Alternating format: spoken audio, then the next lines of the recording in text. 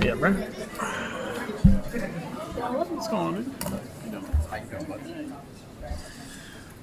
I was impressed with that place on Friday. I played once. Probably but she did actually. Well, sometimes that works out. Then you go back out and you're like terrible the next time. Sit here. Somebody invited me to go to Auburn. Yeah, I was like, man, I really hate going there for the first time. yeah, it makes you feel a lot better because it's much shorter. You're like, oh man. And once you play that one, then you go play a real course, and you're like, oh man, this is terrible. Jeez. Yeah, all I noticed is I'm like, You got a good prayer? Yeah, it's like a 460. I'm just trying to keep it straight. Yeah, well, yeah, it's easier said than done too.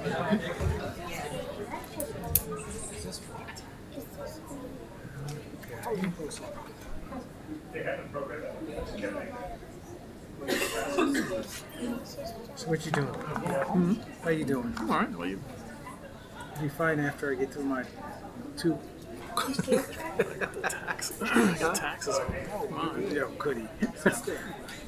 Well, we're not doing anything. We're keeping it. Lose money.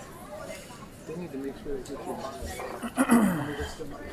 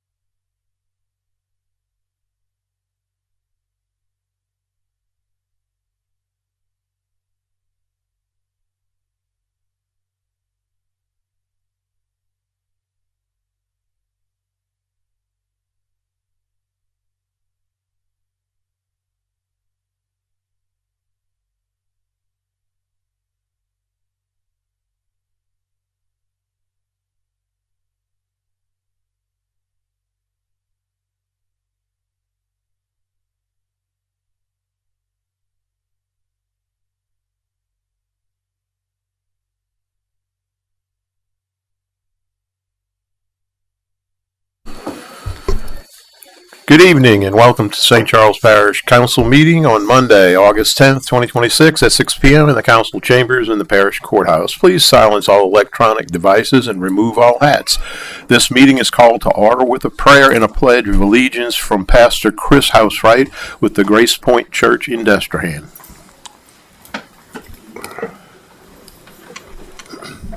Let's pray. Father God, thank you for tonight.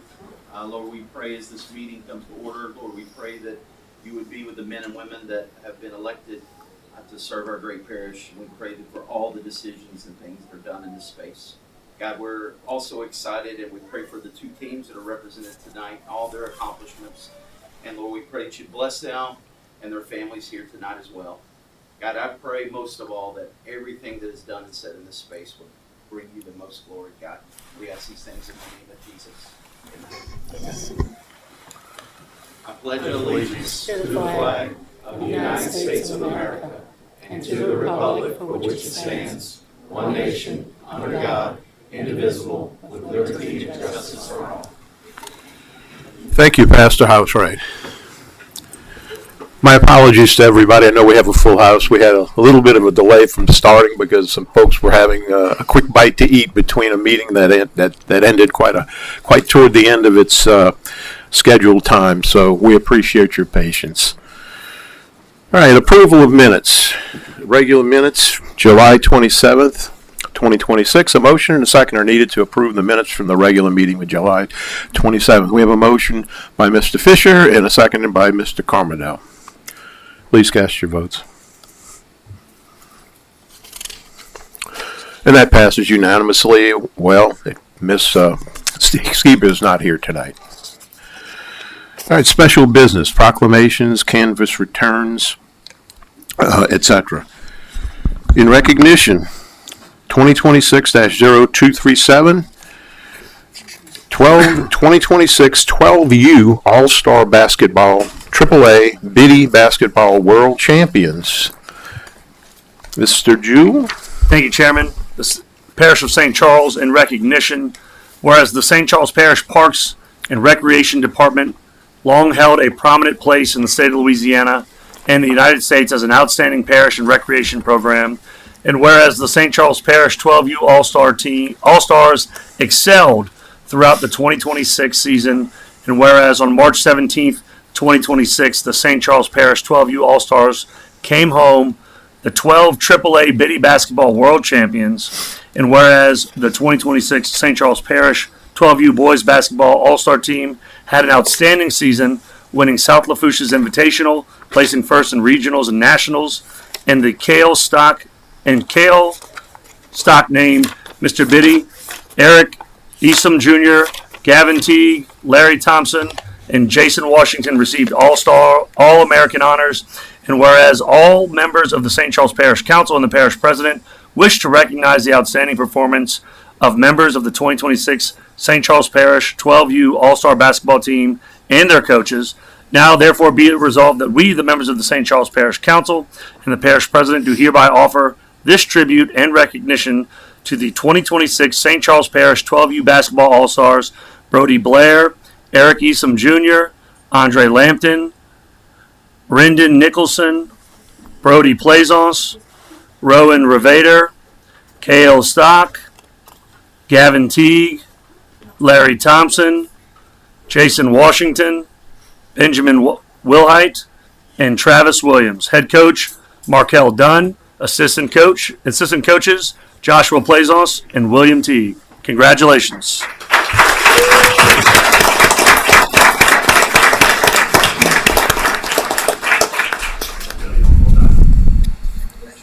Go stand in the middle. Well, I was going to you, John. All right, come on, come on.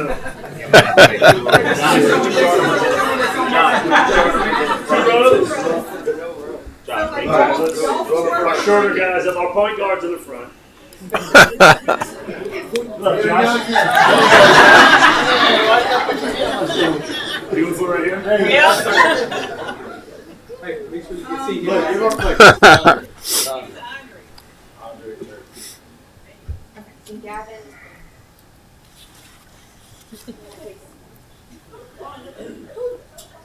Rowan.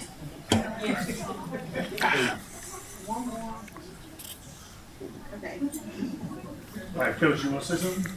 One of Yeah, them? Mr. Daniel Luquette, is he going to say something? And then Coach, we got copies. I feel like I'm in the middle, but I'm gonna talk real quick. So this is all about that. One, I want to thank the coaches first. You got to go to the microphone, Daniel. I'm all in the way. First off, coaches, I want to thank you guys giving up your time and effort. These young men represent St. Charles Parish throughout every tournament. We got a bunch of reports back from places they played of their sportsmanship and then how they handle themselves. Big thank you to the parents too, because All-Stars after a league that's as long as ours is a lot of time consuming. There's a lot of things going on in the middle of school, but I want to make sure that you guys recognize your parents, because if it wasn't for them giving up their time, you wouldn't be standing here today. But one more round of applause for our 12 of you guys.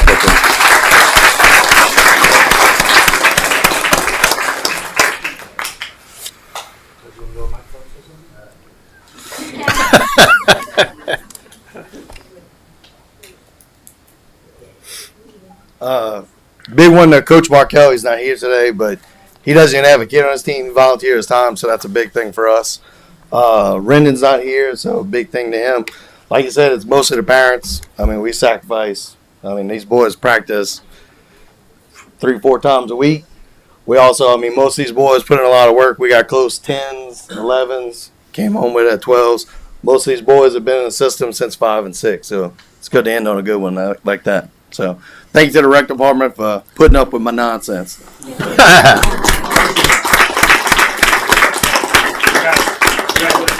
Good job, guys. Yeah, to clear out, sure.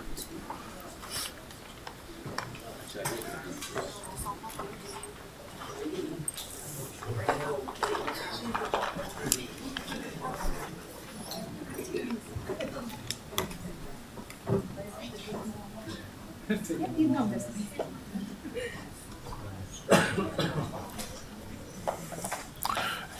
is the girls' team? Oh, okay. What does 8U mean? Under? Shows you what I know.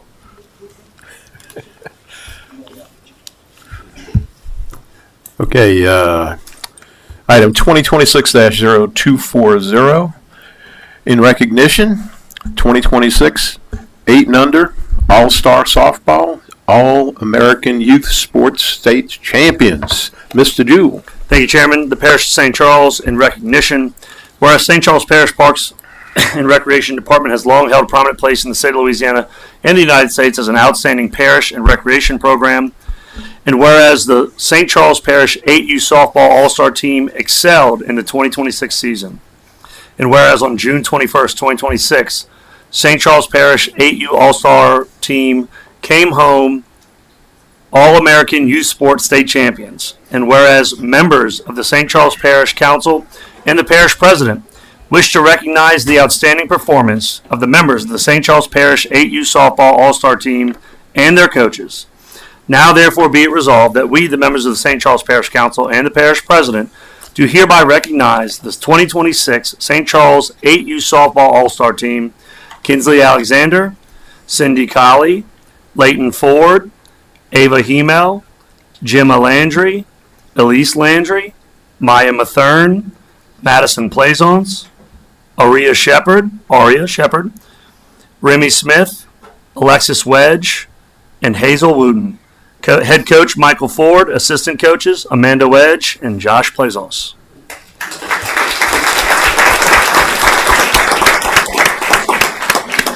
I want to make 2 rows.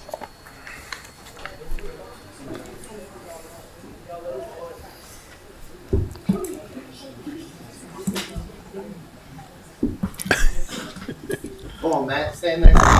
All right. I'll in the front, Josh. I think Amanda looked on. And then on the phone.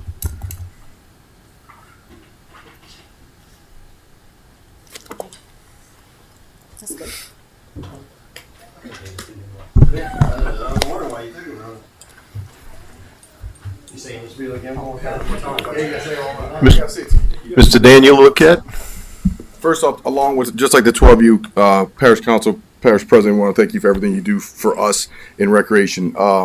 Without your support, we couldn't send these girls or those boys to the tournaments they go to. These girls are phenomenal. Their season was exciting to watch. I know they in their last tournament they had to jump from park to park, but they were resilient. These coaches are outstanding. All volunteered to do it without me even asking for these girls. Once again, parents, it's because of you that they're up here. I'm just excited that they're only 8 and that we get to watch them play next year. And as we move forward with our Little League program, this is the future, and the future is bright. So congratulations.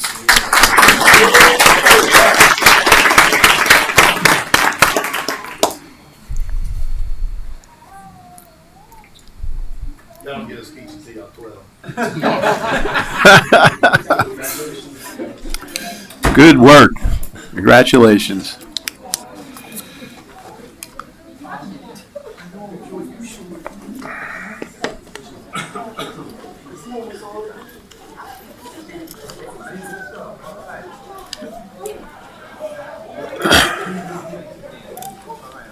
Is this correct? Adrian, not Adrian? It's Adrian? Okay.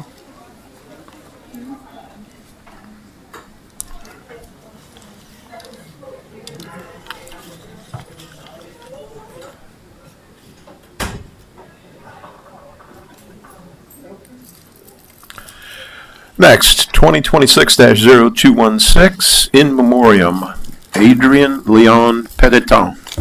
Mr. Jewell again. Thank you, Chairman. The Parish of St. Charles Parish, in memoriam.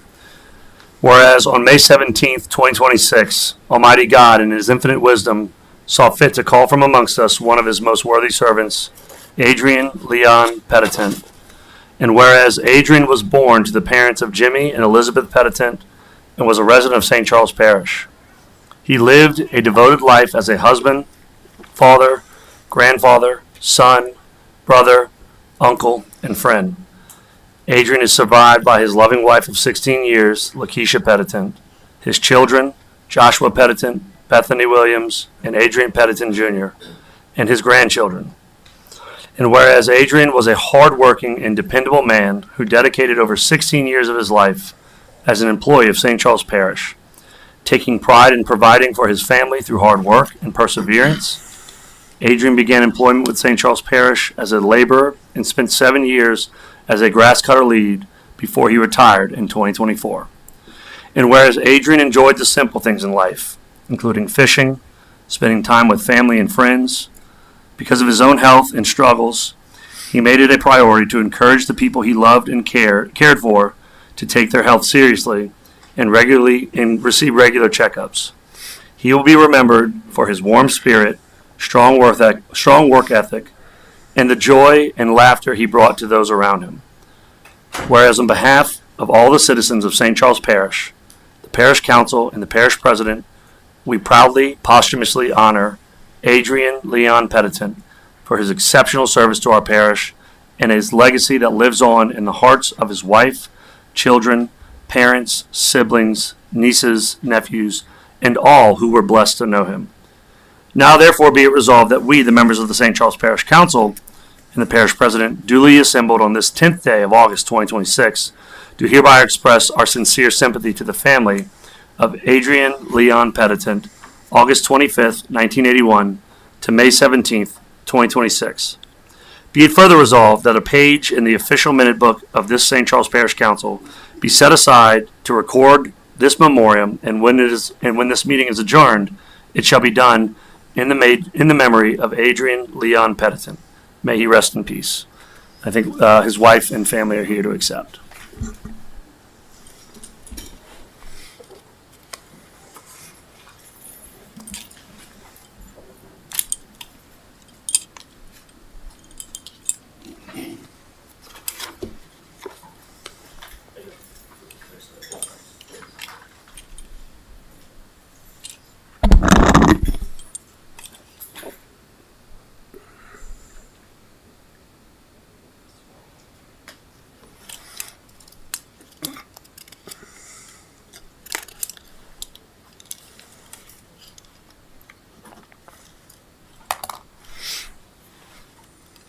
Thank you.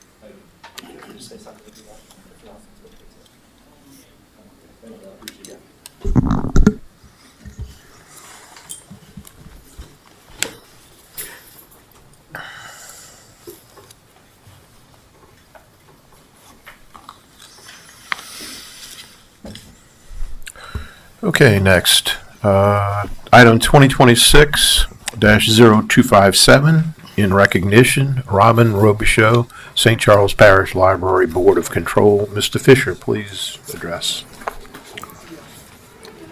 Thank you, Mr. Chair. Parish of St. Charles, August 10th, 2026. St. Charles Parish Council and the Parish President deeply appreciate your years of service on the St. Charles Parish Library Board of Control. Robin Robichaud was a District 6 representative from April 18, 2022 to June 22nd, 2026. Unfortunately, Ms. Robichaud couldn't be with us tonight, so we'll go ahead and get this to her. Thank you, Mr. Fisher. Let it quiet down for a second.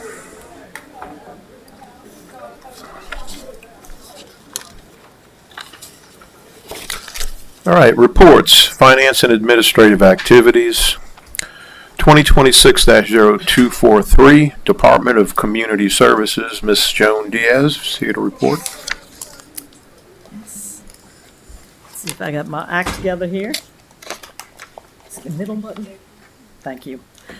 Hey, well, I'm here to give you my annual report of the Department of Community Services, and I'll just kind of start with a quick overview and then highlight some of the outcomes and services and supports that we've provided throughout the past year.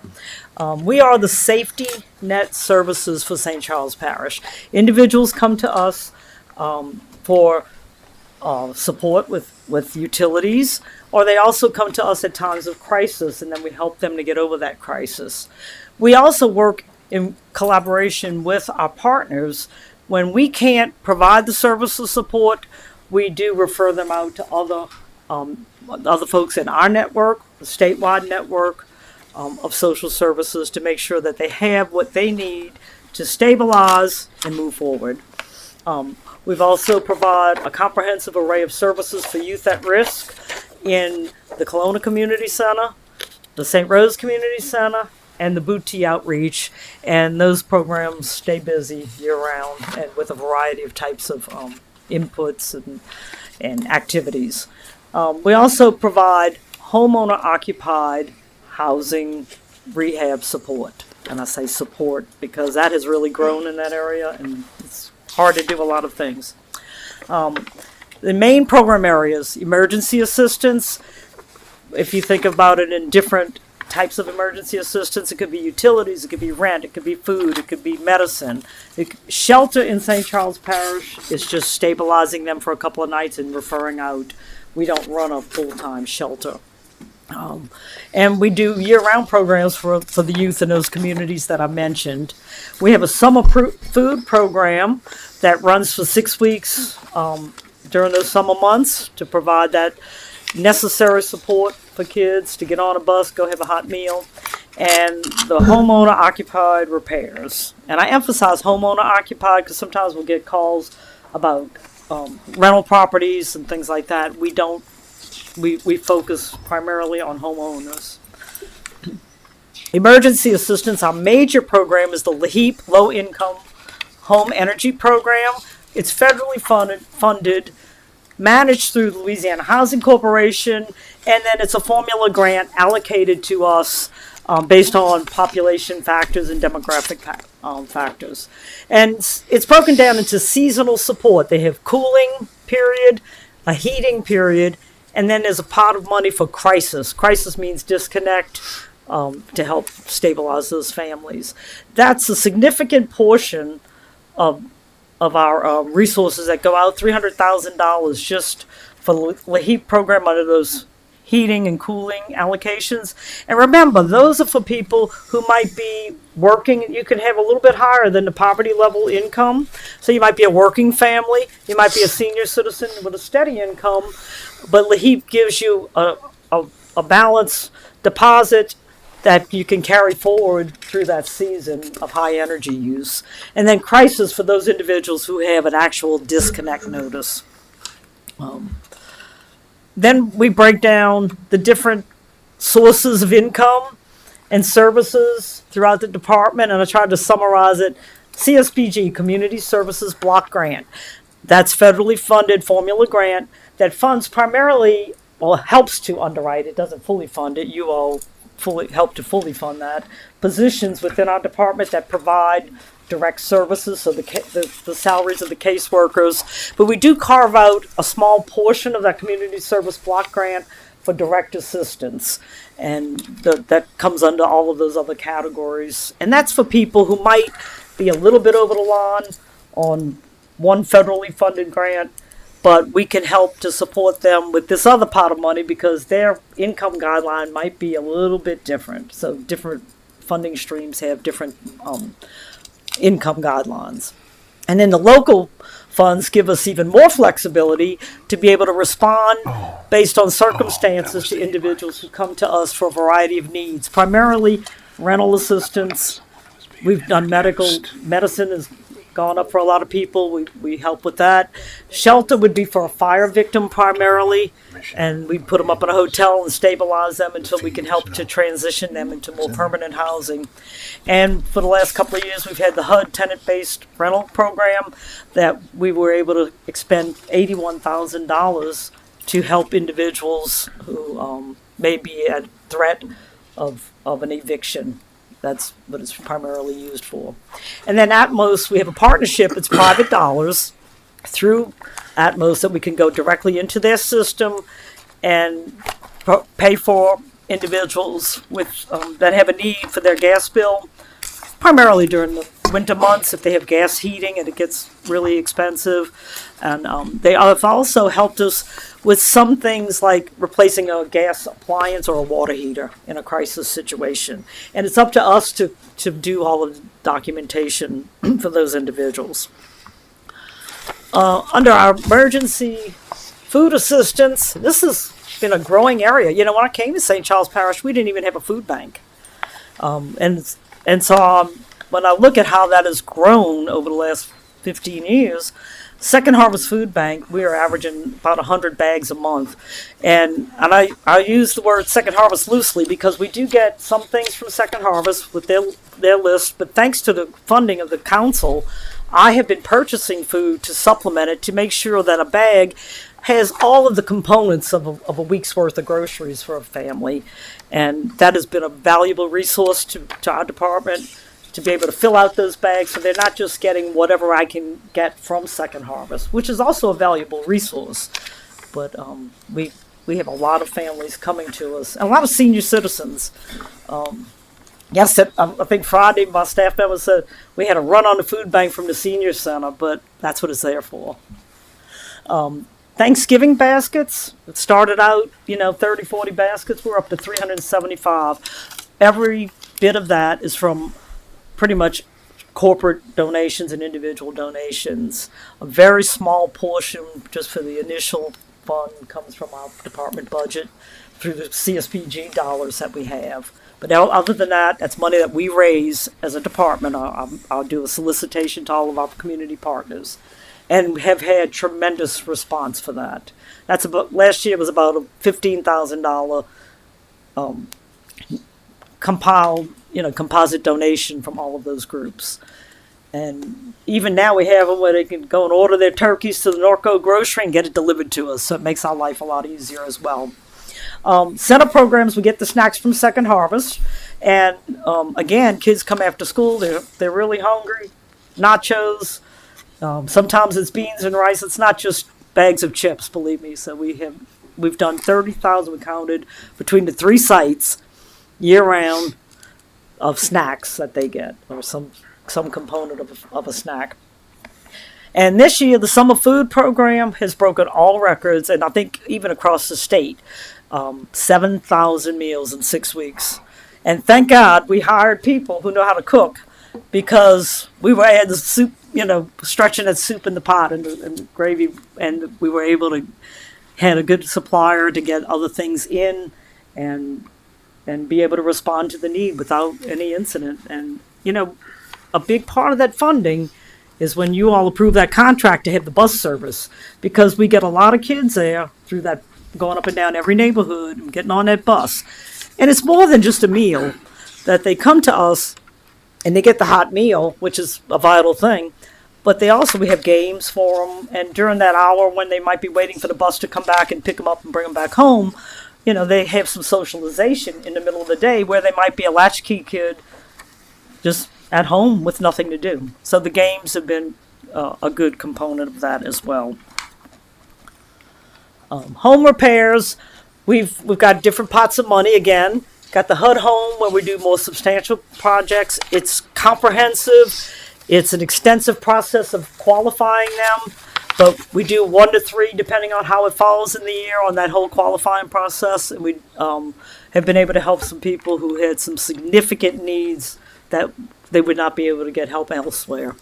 Our local health and safety projects now are primarily done by volunteer labor, and we buy the supplies. And then when we have things like a handicapped shower or things like that we would pay a contractor, but we're able to stretch that money. Again, that's funding from the St. Charles Parish Council, 100% on that local health and safety. USDA, we got the funding announcement later, and in the course of the year we were able to complete 5 of the projects under that grant. A lot of those were handicapped bathrooms, those types of adaptations. And then United Way, this is 25 data. We now took that over 100%. We were doing a partnership with VOA, but the overhead was too much. And so we now utilize our volunteers and our local labor to do that. And in 25, we did 7 ramps, but now we're doing it with using volunteer labor.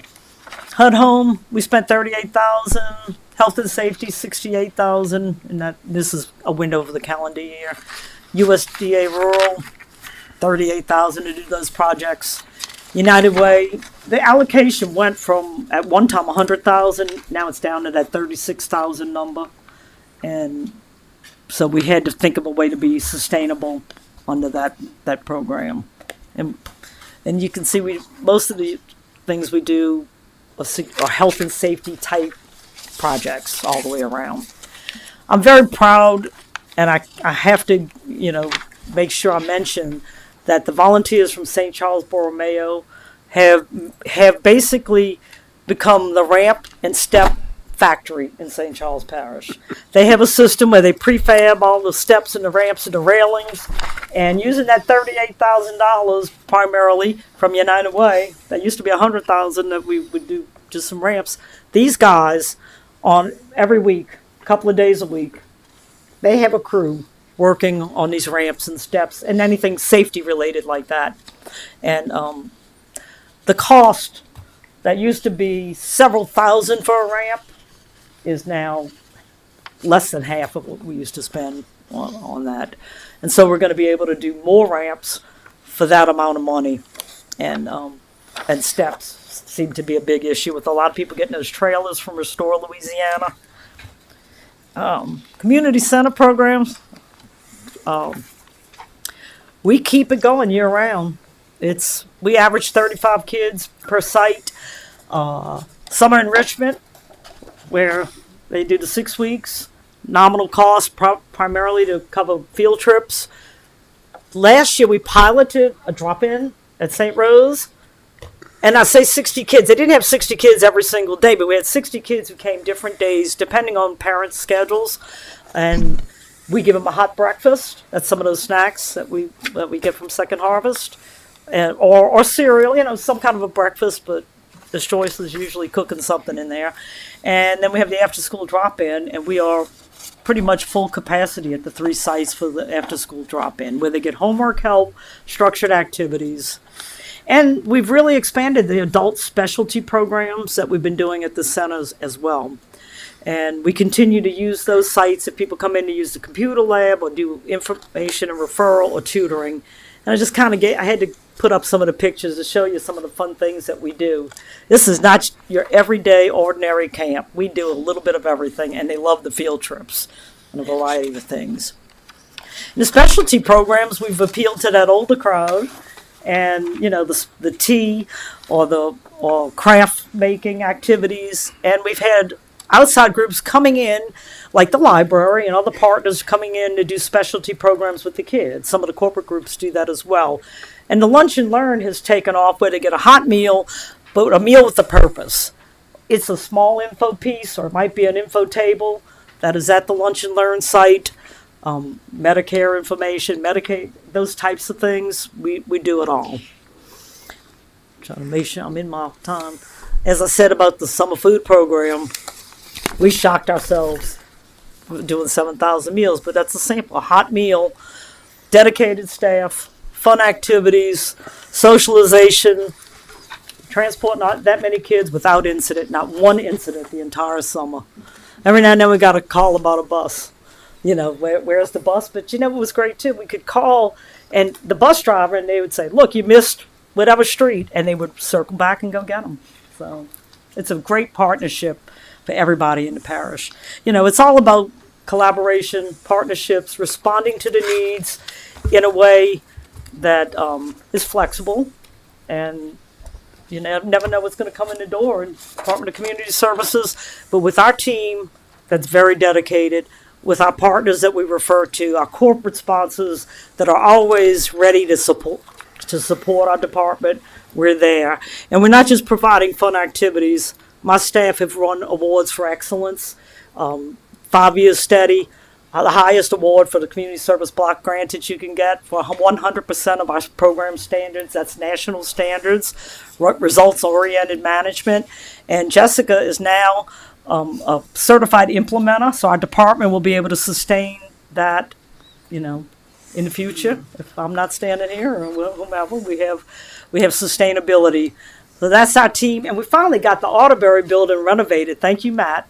If you can see, very proud of our new intake area, and the money that came from the council. So thank you all for your support. I love what we do. I love who we do it with. We have a great support system in St. Charles Parish, and we work together to respond to the needs every day. Thank you, Ms. Diaz. Hold on one second here. Ms. DeBruyer, you got a question? Just a comment. Want to thank you so much for all the hard work that you do. It's amazing how you know how to stretch the dollar in multiple ways, and you always know where to find the resources. It's a pleasure working with you on your team. Thank you. Thank you. Mr. Jewell, your turn. Thanks, Joan. Just want to tell, I got to talk to some of your team earlier today at a meeting that we had, but just wanted to say it again publicly. Small team, but gigantic impact in the parish, and we just want to say thanks to you and everybody. You have a great team that does a great job, and to hit on what Mr. Brouillet said, with a rather limited amount of money, you're able to make a really big impact in the parish, and that's because of the work that you all do, so thank you. That makes my job easy. I have a great team, dedicated professionals who really are here for the right reasons. Thank you all. Hold on, Ms. Diaz. Hold on, Ms. Daniels. I'm sorry? I think somebody might have a question. Too fast. You have more alkaloids. I'm conscious of that timer over there. Soak it all in, no. I want to thank you and your team for always being responsive, and the community center in St. Rose is a special place, and I enjoy seeing everybody there, and the kids enjoying it as well as the adults, so thank you again for helping us. It's great. We enjoy what we do. One more. Okay. Ms. Wilson? Yes, thank you. Joan, again, I want to ditto what everyone else has said. There have been times that I've stopped in at the Kelowna Community Center, and the kids are there with so much excitement, even with the Lunch and Learn, the individuals that are there. And the Labor of Love Ministry, I know that they loved going out to, help with the building. Thank you. Yes, ma'am. Thank you, Ms. Wilson, and thank you, Ms. Diaz. You guys do a great job. Thank y'all. Next, we have 2026-0249, the Procurement Office report by Miss Brenda Campos.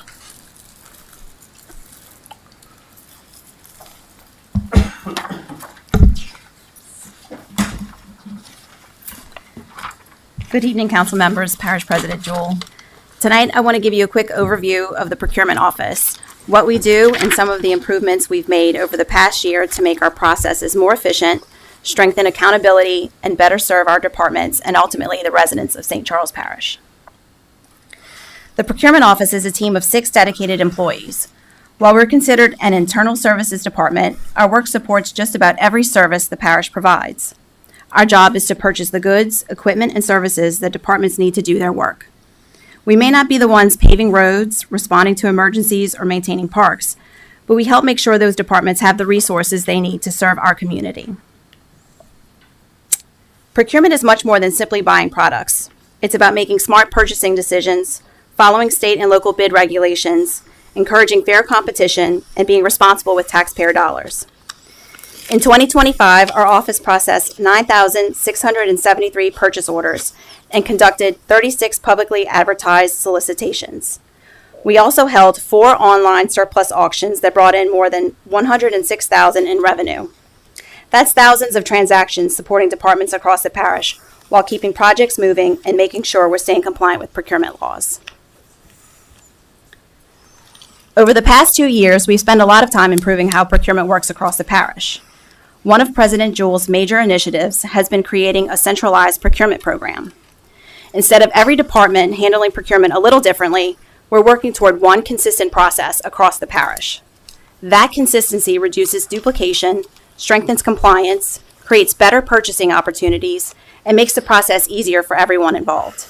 At the end of the day, our goal is simple: get the best value for every taxpayer dollar while making procurement more efficient in departments we serve. And whenever possible, we also want to encourage participation from our local business community. Another important improvement was updating the parish's procurement policy. Working with parish administration and the legal department, President Jewell authorized revisions that raised approval thresholds for certain purchasing categories. That means departments can make routine, low-risk purchases with fewer administrative steps while still maintaining the oversight and internal controls needed to protect public funds. We also worked with the legal department to update our standard solicitation and contract templates. The new templates reflect current Louisiana public bid law requirements, along with procurement best practices recommended by the National Institute of Governmental Procurement and the Louisiana Legislative Auditor's Office. They create a more consistent process for the parish and make it easier for vendors to do business with us. One project we're especially excited about is implementing OpenGov, our new procurement and contract management system. After evaluating several options, we selected OpenGov because it will modernize the way we manage solicitations and contracts in-house. The software allows departments to submit solicitation requests electronically. Approvals are then routed automatically, and solicitation documents are generated using standardized templates that I just spoke about. On the contract side, the system provides one central location for contracts and amendments, along with real-time access to information like renewal dates, contract status, and key milestones. It also sends automatic reminders so important deadlines don't get overlooked. We're already using OpenGov for our internal solicitation process, and we're continuing to work with the legal department to finish the contract management portion. Our goal is to have the full system in place parish-wide by the end of the year. Another responsibility of the procurement office is managing the sale of surplus movable property. Instead of letting unused equipment sit in storage, Louisiana law allows political subdivisions to sell those items through online public auctions. In 2025, we held 4 online auctions that generated more than $106,000 in revenue, with those funds returned to the appropriate parish accounts. You'll also see a resolution on tonight's agenda declaring certain items as no longer needed for public purposes before they're sold. Going forward, these resolutions will come before the council prior to each surplus auction. This follows recommendations by the Louisiana Legislative Auditor and adds another layer of transparency and accountability to the surplus disposal process. As part of this procedural change, the parish is transitioning to GovDeals as its online auction provider. This provider will be utilized at no cost to the parish, as all applicable transaction fees are paid by the buyer. Additionally, the parish will receive proceeds from auction sales more promptly, with payments issued the following week after the close of each auction. GovDeals also provides enhanced functionality that supports the parish's surplus disposal process. Features such as automated detection of duplicate listings help reduce the risk of inadvertently listing the same item more than once, improving the accuracy, efficiency, and accountability of surplus asset management. Finally, I'd like to mention another improvement that came through collaboration between departments. Working with the finance department and our financial software provider, we replaced our paper-based invoice approval process with an electronic workflow. Procurement still supports the front end of invoice processing, but this change has reduced paperwork, improved efficiency, and ensures that vendors are paid more quickly. As you can see, the procurement office does much more than process purchase orders. We're always looking for ways to improve our processes, strengthen internal controls, use technology more effectively, and provide great service to the departments we support. I'd like to thank the parish administration, the legal department, finance, and all of our departments for working with us throughout these initiatives. And most importantly, I'd like to recognize our procurement team. Their hard work, professionalism, and commitment are what makes all of these accomplishments possible. Thank you, and I'd be happy to answer any questions. Thank you, Ms. Campos. One quick question. Are we at the point now where all our bidding is electronic? I said, Yes, sir. all your records and stuff are. Yes, sir. Yes, we're currently placing and receiving bids on central bidding. Was it a smooth transition? Yes, so far. Good. Thank you. We've been getting positive reactions, so. Thank you very much. Next, 2026-0250, Parish President's Remarks and Report. Mr. Jew. Thank you, Chairman. We'll go over to updates on projects first. Months 1 and Months 2 pump station. Work on CC Road in Months has finally wrapped up and is now open to all traffic. Discharge pipes were successfully installed beneath CC Road for the construction of the Months 1 pump station. These pipes will carry stormwater away from the pump station, helping to away from the watershed and helping to move water more efficiently during heavy rainfall and improving the area's long-term drainage capacity. Months 1 construction is expected to be finished in November of 2026. At months number 2, the concrete foundation, permanent sheet pile frontal walls, wing walls, and crown bridge piping supports have been installed, and 50% of the discharge piping has been completed. Months 2 is on track for an estimated completion in January of 2027. Together, the Months 1 and Months 2 pump station construction projects represent a $32 million investment in the St. Charles Parish drainage infrastructure in Months. Murray Hill and Destrehan Drive improvements. Progress is being made on Murray Hill and Destrehan Drive drainage improvements, adjusting the catch basin tops and pouring concrete curbs. Upcoming work includes constructing concrete sidewalks and driveways. I did get a question about sidewalks from a resident. If there were no sidewalks there, we are not constructing sidewalks, only replacing sidewalks that were either damaged or had to be removed for the project. But they'll also be installing head walls at the outfalls, reinstalling mailboxes, and constructing a concrete trench drain at Eve Street, and then completing with an asphalt mill and overlay, as well as final seeding and fertilization in areas along the servitude. This $2.1 million project remains on track for substantial completion by September 1st. Ormond CN Railway Jack and Bore update. For the $10.5 million CN Jack and Bore project, crews have recently completed installation of the sheet piles for Site 1 receiving pit, the Site 2 receiving pit, and the Site 2 jacking pit. Crews have also completed drainage maintenance and other supporting site work to prepare for the next phase of construction. Based on the latest progress meeting, the first bore is anticipated to begin during the 4th week of August. In accordance with CN Railroad requirements, once boring operations begin, they must continue uninterrupted until the receiving pit is reached.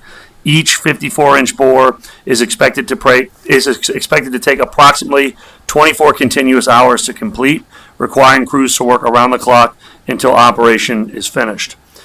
Going over to the Desalmans boat launch, construction continues at the Desalmans boat launch. This is a $4.99 million investment supported in part by the NRDA and Restore Act direct component funding. And crews have completed the concrete pours and construction of the dock is now underway.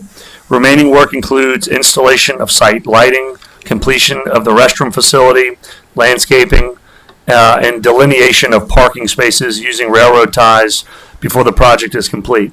I do want to mention the future completed phase of the project in a later phase will be to have an asphalt parking lot, but because the site has to continue to preload or settle, we did not want to be jump the gun on that, and we're going to wait until that is settled completely and that we have geotech that supports us putting the final asphalt finishes on that parking lot. Ormond Drainage Center repairs. At the Ormond Drainage Center project, Phase 1 is nearing completion. This phase includes replacing culverts beneath the section of roadway that previously collapsed. A bypass pumping system has been installed, and pending completion of the current water line offset. Crews are anticipated to begin the next phase of work, which is closer to airline, by the end of August. Primrose Canal Phase 1B improvements. The Phase 1B Primrose Canal project is approximately 30% complete. If the council remembers at one of the meetings, I know Councilwoman DeBruyer mentioned this, we did have an issue with the crane postponing the progress on this project. That was fixed, and now crews are moving along pretty nicely. Once that work is complete, crews are going to install sheet piles across the canal before moving on to the opposite side of Diane by the end of the month. Phase 1B represents a $1.5 million investment. Over at Kindler Lift Station, the Kindler Lift Station crews recently completed drainage tie-ins earlier last week. The power rack has recently been installed, with the next step being the installation of electrical service to the station before the final startup. We want to go ahead and mention that we do have, on the next slide, we did have someone from SBA come and speak to us at the last meeting. We want to reiterate, we have put information up on online that businesses and eligible nonprofits are eligible for financial recovery impacts from Tropical Storm Arthur. They have now additional recovery assistance through the Small Business Administration. If your business or nonprofit was affected by Tropical Storm Arthur on the 17th or 18th of June, the deadline to apply is March 30th, 2027. Applications can be submitted online at lending.sba.gov or by calling 1-800-659-2955 or by emailing disaster customer service at sba.gov. We encourage any eligible business or nonprofit to take advantage of this opportunity. We have animal shelter adoption flights. Earlier this week, our animal shelter team traveled to the Lakefront Airport, and after being invited by Greater Goods Charity to speak with NBC in recognition of Clear the Shelters Month. Our employees helped send shelter animals off on flights to their new homes, giving these pets a fresh start with families waiting to welcome them. Throughout the month of August, communities across the country are celebrating Clear the Shelters Month by encouraging pet adoption. If you've been thinking about adding a new member of your family to your home, now is the time to go and visit the animal shelter for a pet. All right, we also have Check the Chip Day reminder. As a reminder, Check the Chip is now happening this Friday, August 14th from 12 to 3 p.m. St. Charles Parish residents are invited to the animal shelter to have their cats, dogs microchipped at no cost, or to have an existing microchip scanned to make sure registration information is current. Pets must be on a leash or in a carrier, and proof of St. Charles Parish residency is required. We hope to see you there, and we hope to continue working with our residents as we work with our program to reunite pets when they become lost. All right, we have some renovations going on at Bethune Baseball Park. Our Parks and Recreation crews are currently renovating the baseball fields at Bethune Park in Norco, adding new dirt to improve the playing surface. This work is the first phase of a project that will that we will conclude with new sod to be scheduled and installed next to create safer, high-quality fields for our players. The improvements will help ensure the field remains in great condition and for practices, games, and tournaments, while also providing a better experience for our athletes. Okay, so this week is the last full week that spray parks will be open as students and teachers head back to school. We'd like to wish everybody a safe and successful start to the school year, and as summer comes to a close, we'd also like to remind residents that August 11th through the 16th is the final week that both the East and West Bank Spray Parks will be open during the weekday. Beginning August 17th through September 28th, both spray parks will be open to the public Saturday and Sunday from 1 to 6 p.m. Going over to sales tax information, sales taxes were up for the month of June 3%. To date, we are currently 5.7% higher or year over year. That represents a $1.4 million increase, again, year over year. That concludes my report. Thank you, Mr. Jewell. Okay. Next, we have ordinances, resolutions introduced for publication, public hearing, Monday, August 24th, 2026 at 6 p.m. in the council chambers, the courthouse here in Hahnville. 2026-0254, -0259, -0260, -0263, -0265, -0269, -0270, -0271, and -0272. Next, we have ordinance scheduled for public hearing and adoption at this public meeting, introduced at a previous meeting. 2026-0235. Mr. Dewsome? Thank you, Mr. Chairman. This is our annual ad valorem tax ordinance. For any of you that went to the presentation that the assessor gave in June, unfortunately, the assessed value of the parish actually decreased this year. It's been a while since it's actually done that. It's about $70 million decrease. The majority of that was due to the value of inventory going down by about $39 million. The rest was just really industry headwinds. But because of that, it's about a 3% decrease. So overall, our taxes will decrease by 3%. So Parish President Jewell has stated we'll keep the tax rate the same as last year, so there'll be no increase in taxes. And I'll be happy to answer any questions you have.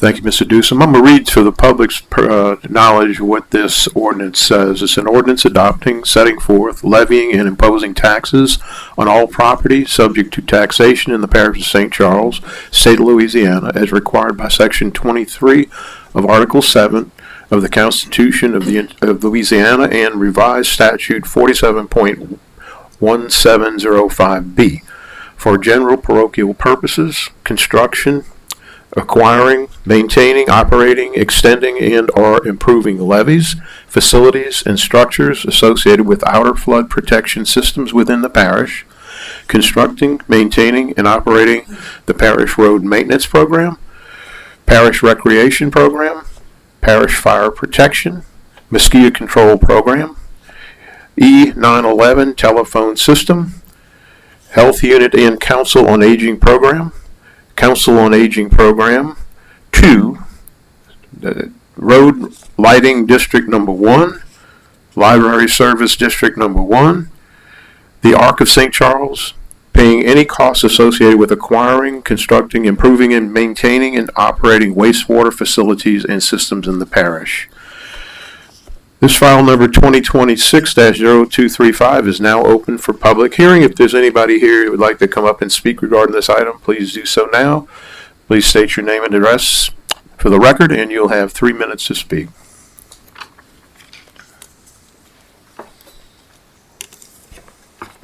Milton Alamo Hornville. You know, like Mr. Dewsome said, it's very unusual that our property assessments go down. But I wonder how much of that is tied into Glacier distributors. You know, they left our parish. They were a major distributor of liquors and been in this parish for a long time. And no one seems to even mentioned. Now, maybe there was nothing we could do to convince them to stay. But at the same time, if they left, and if it's something to do with how we operate our parish, we have to be fearful that other people don't leave. Now, if you look at the numbers here, and I'm really glad we're not going up on our taxes, because we are taxed heavily in this parish. And like the community service representative said, she's shocked at the number of people that are asking for assistance compared to just a few years ago. And it's based on the cost of living in this parish. Between our insurance and our taxes, and nothing seems to be going down, more and more people have to get on assistance. And it's great that we have programs in place to help them. But the great thing would be if they didn't have to get on those programs. If we could run our business and run our parish, get out of the entertainment business, do what we're supposed to be doing for the people of this parish, and quit spending money like there's no end in sight. But if you look at the numbers, I think since 1920, I'm living in the past, since 2023, and Grant can, Mr. Deuce can help me with this, I think the millages in 4 years went down 2.37. What I'd like to know is, even with the reduction we're going to have this year projected because of the reducing our assessments, I'd like to know how much less money this parish actually took in with the 2.37 mills reduction. I bet you it was none. So, the mills is a funny number. It sounds good on paper, but at the end of the day, every man, working man and woman in this parish pays all those taxes. We have to figure out a way to control our budget. We have to figure out a way to make smarter investments and get out of the entertainment business. You leave that to somebody else. Thank you.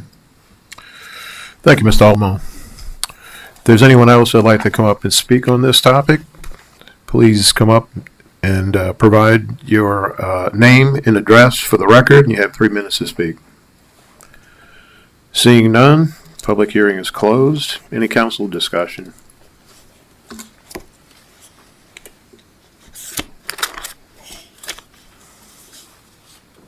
None? Please vote.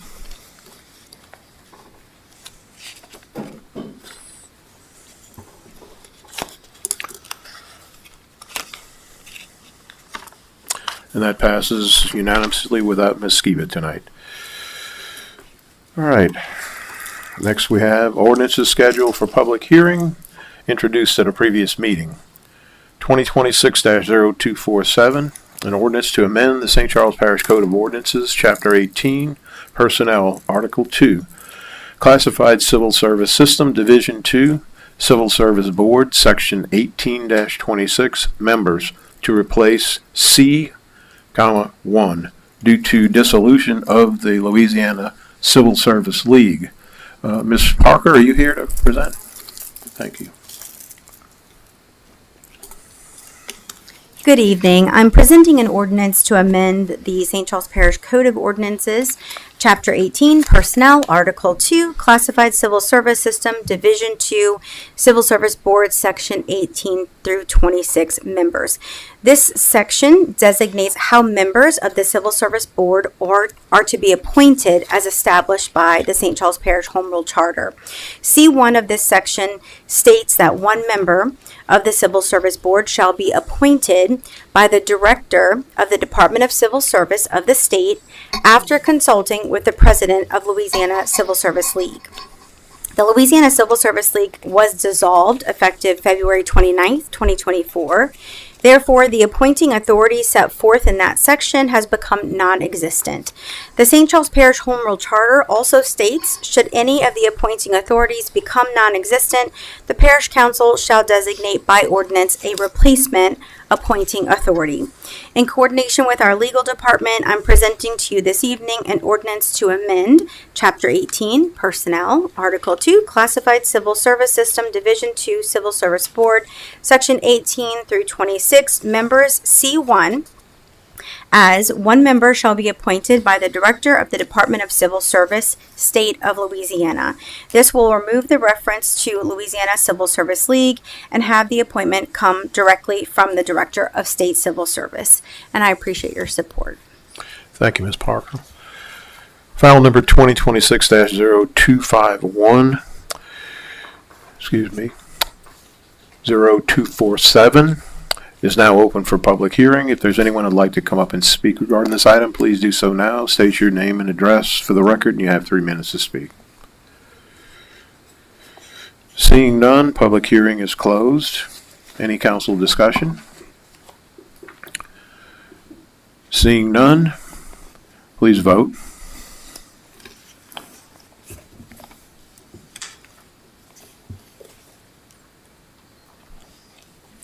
And And that passes with all members present.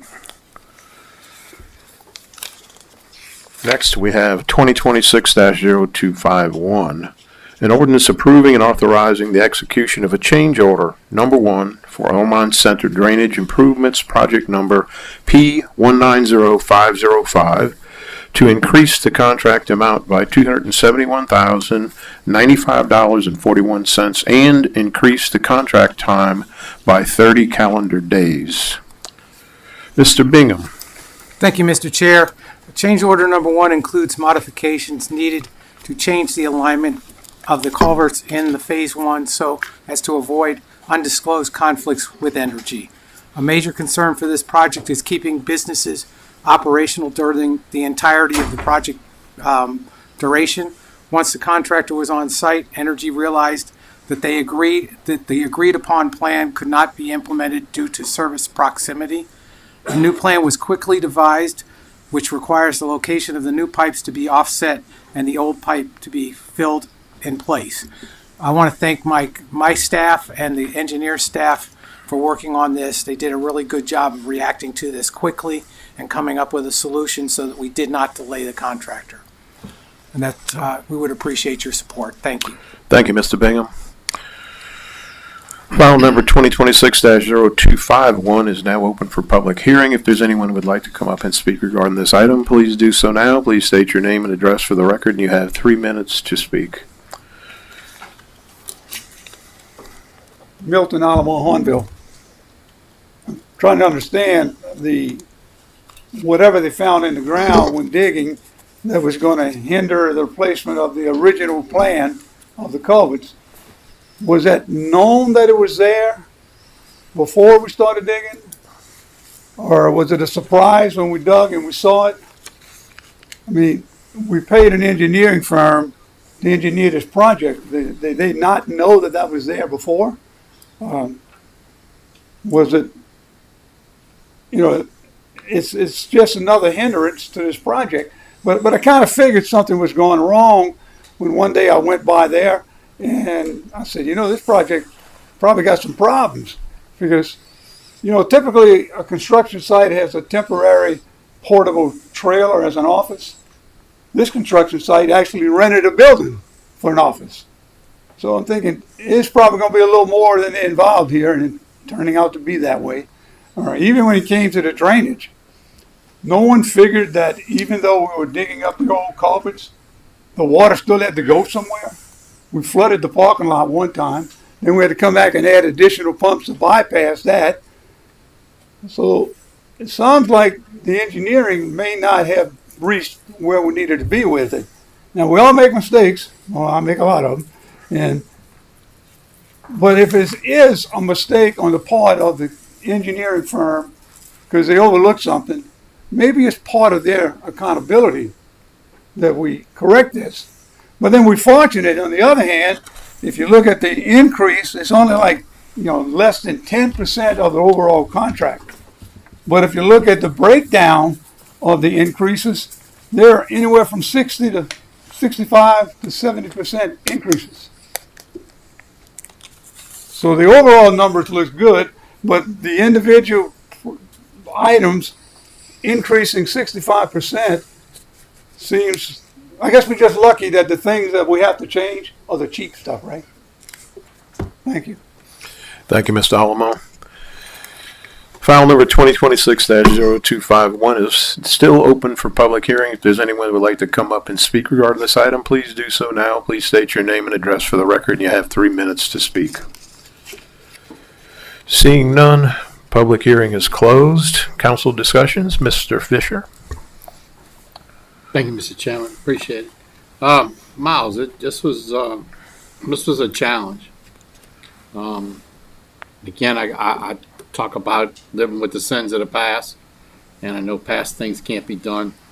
I know Mr. Alomar brought up some things that came out. This was not something that was taken lightly. This whole drainage improvements, not just benefits Ormond Center, but it also benefits New Sarpy, part of Destrehan, Growing up as a young man, most of New Sarpy, Destrehan High School, drained through the canal and went to Airline Highway. So we talked about this at length in the first term when we jumped on this program. We knew it was going to have to be. Of course, there are things that are beyond our control. I think Stewart Consulting did a good job. I know your engineers really jumped in and found a lot of this stuff. And a lot of this was proven in the last couple of months of rain, where we actually had New Sarpy circulating back through Ormond, caused most of the section flooded over there. So this is going to be a great thing when it's done. And can we expect any more bumps and bruises? I mean, are we pretty much basically, we got everything what we need? We can continue with this? I believe we are not going to have any more. There may be another change order there in this because of some more things with Entergy. And to speak to Mr. Alamon's statement, Entergy was consulted. We met with them in the field. We had a plan that they approved. They changed some people. The new person that came out said that plan isn't going to work. So we got blindsided. And it was not from lack of knowing what was there in this case. It was a situation where Entergy looked at the situation again and thought that we were too close to their facility, which is above ground there, and that we needed to move further away from them to do the excavations and so forth. So it's not a matter of not knowing. It's a matter of one of the utility companies kind of changing their mind midstream. Thank you, Miles. Appreciate it. Thank you, Mr. Bingham. Knowing a little bit about that project, not a lot, but I get questions all the time. It's really not my district. It's in District 6, which is Mr. Fisher's district. It's very difficult to see things that are in the ground and anticipate what a company feels that you have to do to protect their assets, and that's what they are. They're their assets. So power, gas, AT&T communication, sewage, water, all of these things. And you're going to hear later on when we get to the Ormond CNN Railroad Tracks project. But I know for a fact that work was done on this project to try to avoid any of the problems, even to the extent of getting a proper servitude so that these lines could go through there. You just find yourself in these situations, and that's part of the nature of doing something that's brownfield. And I'm not trying to make any excuses for anybody, but it's a tough project in that regard. I would like to know, though, Mr. Bingham, is when do you envision this project to be over with completely, barring any other unforeseen things? Understood, sir. They are finishing phase 1, which is probably one of our more difficult phases. That's where the roadway had collapsed. They will move to the next phase, as Mr. Jewell said, towards the beginning of September. We're very close at this point. I would think that this would be done by the end of the year. The whole project? Yes. Thank you very much. Okay, if there's no other council discussion, please vote on 2026-0251.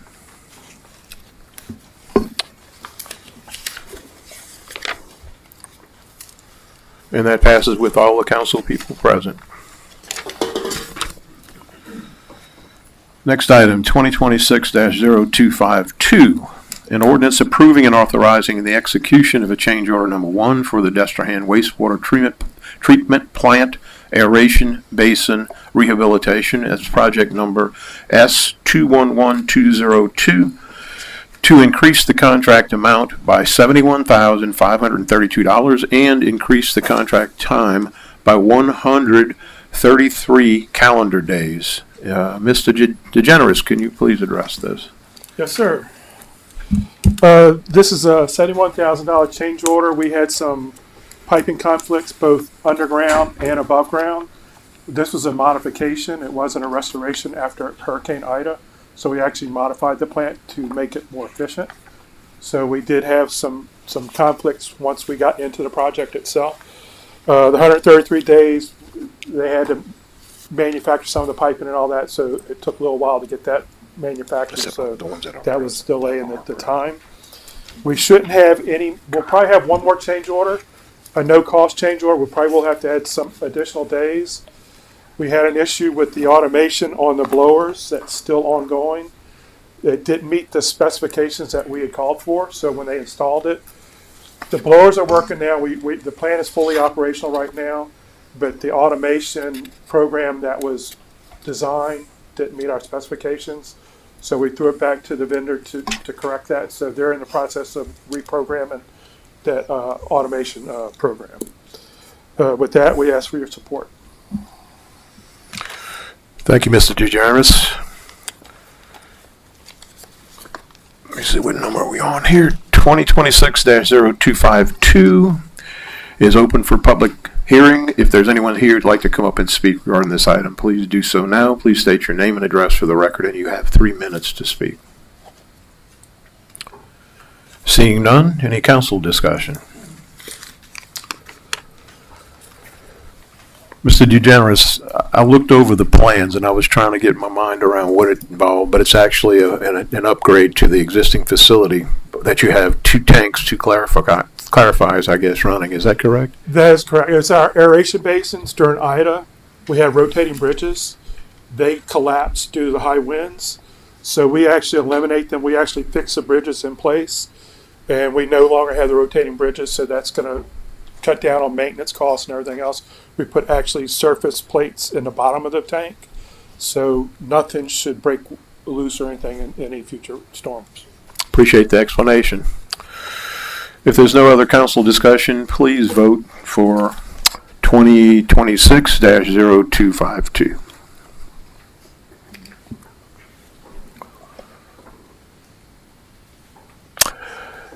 That passes with all here. That is Ms. Skiba missing tonight. Next, 2026-0253. An ordinance approving and authorizing the execution of a change order number 1 with the Armand CN Railroad Culverts project number P200801 to increase the contract amount by $1,005,921.76 and increase the contract time by 60 days. File number 2026-02, Mr. Bingham. Thank you, Mr. Chair. I was hoping you were going to skip me, but that didn't work out. That was a tease. I got you.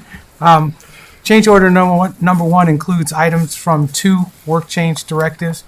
Work change directives allow the contractor to move forward with work items that have been negotiated and agreed upon. This process avoids delays and costs associated with work stoppages.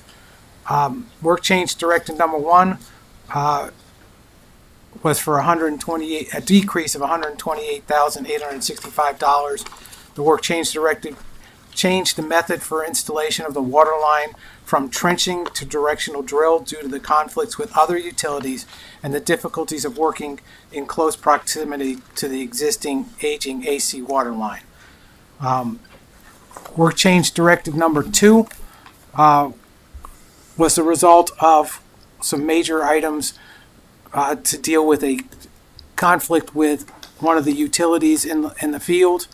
The utility was not where it was indicated by their original finding and location in the field. When we actually were able to get to the field and do the potholing and to find everything, which is potholing is excavations where you really actually locate them. We found that that line was not anywhere near where it was supposed to be. It was in conflict with the actual construction. So we had to, again, work very hard to come up with a new solution, and that cost us to eliminate some things, add some things, move some stuff around. The biggest cost here is the fact that instead of having the sheet pile be able to be pulled for the project, we had to establish them as permanent sheet piles, and that is a large number, and that was about almost $600,000 of the work for that particular item. And then we had some other things that were ancillary to that work that we also added, and they were also added, including an extension of the flagging item because of the project going on longer than the initial thought process. So we would appreciate your support in this. And I would also say I'm happy to hear that the administrative notes for this item were helpful to the council in evaluating this change order. Thank you, Mr. Bingham. Now, file number 2026-0253 is open for public hearing. If there's anyone who would like to come up and speak regarding this item, please do so now. Please state your name and address for the record. You have 3 minutes to speak.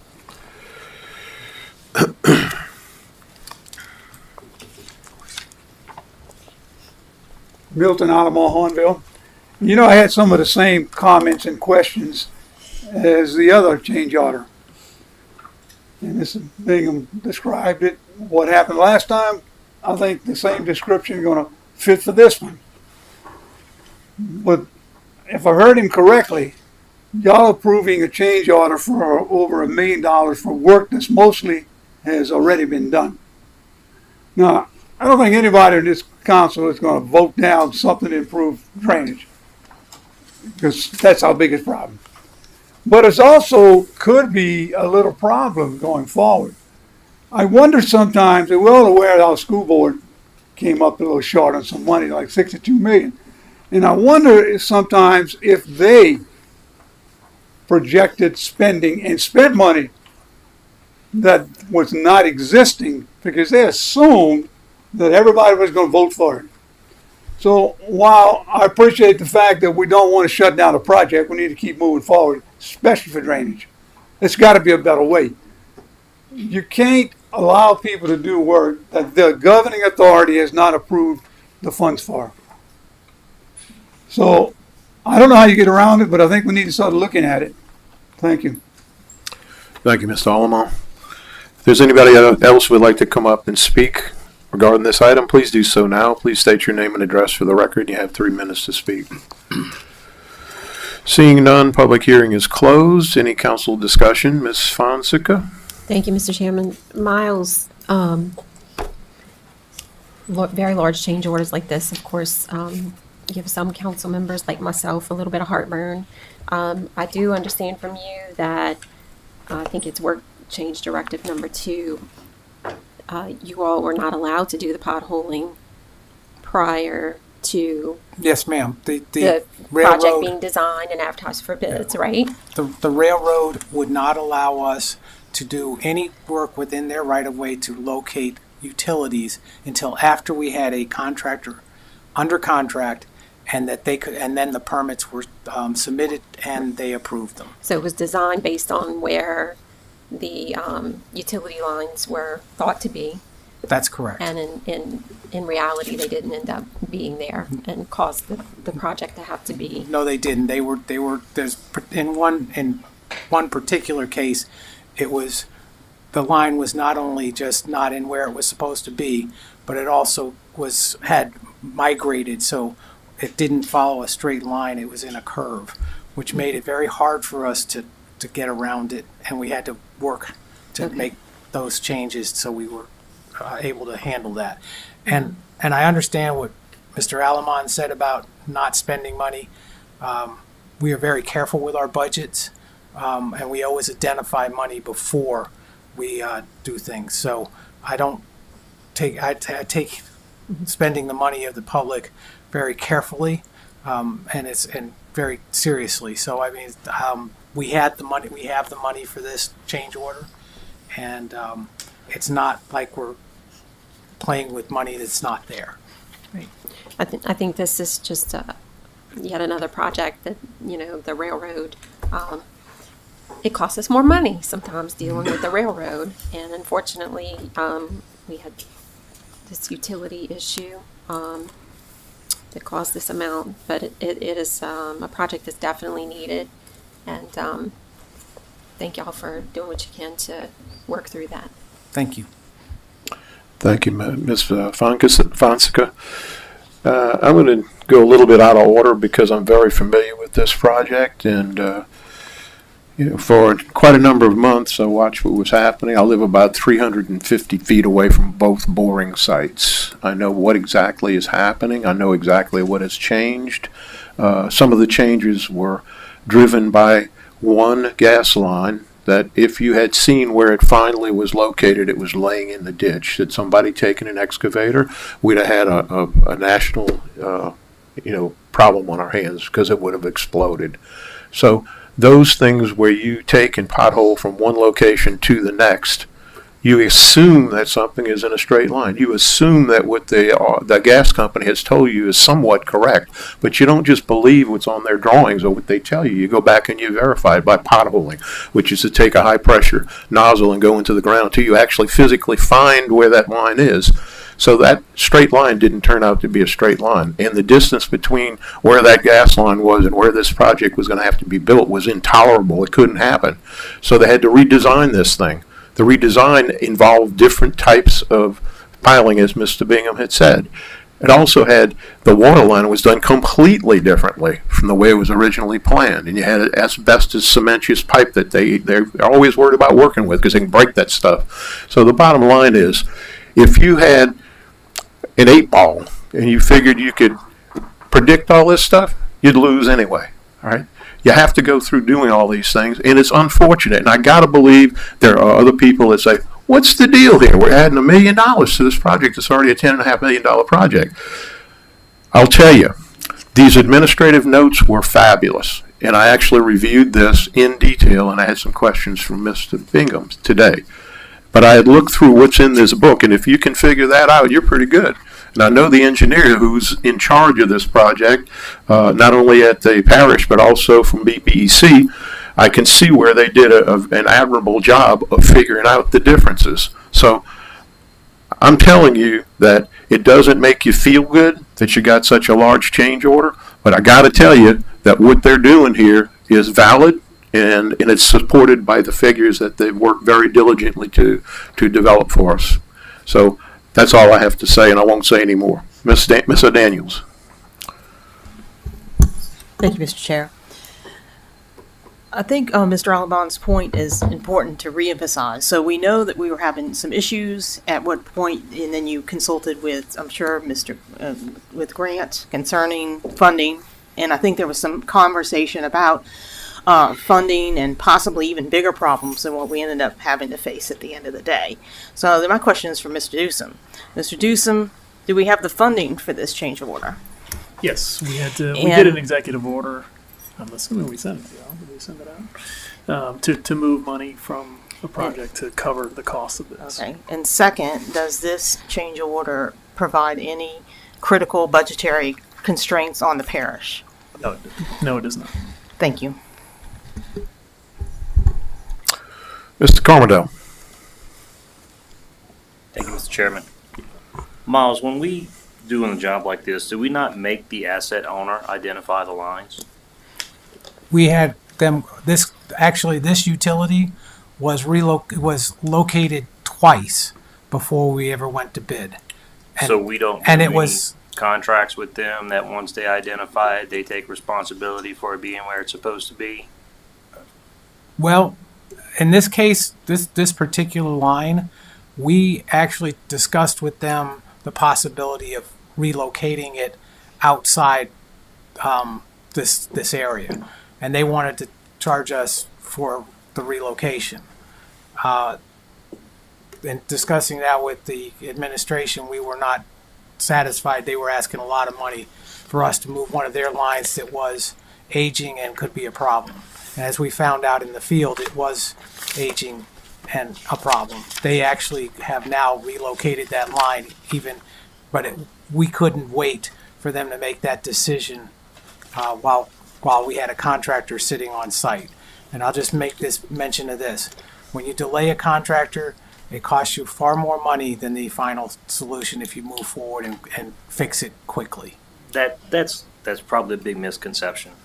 I told you earlier today, these change orders give me heartburn, but I do this for a living, and I do $1 billion a year in construction. If I charge somebody $100 million on a change order, 10%, it's astronomical.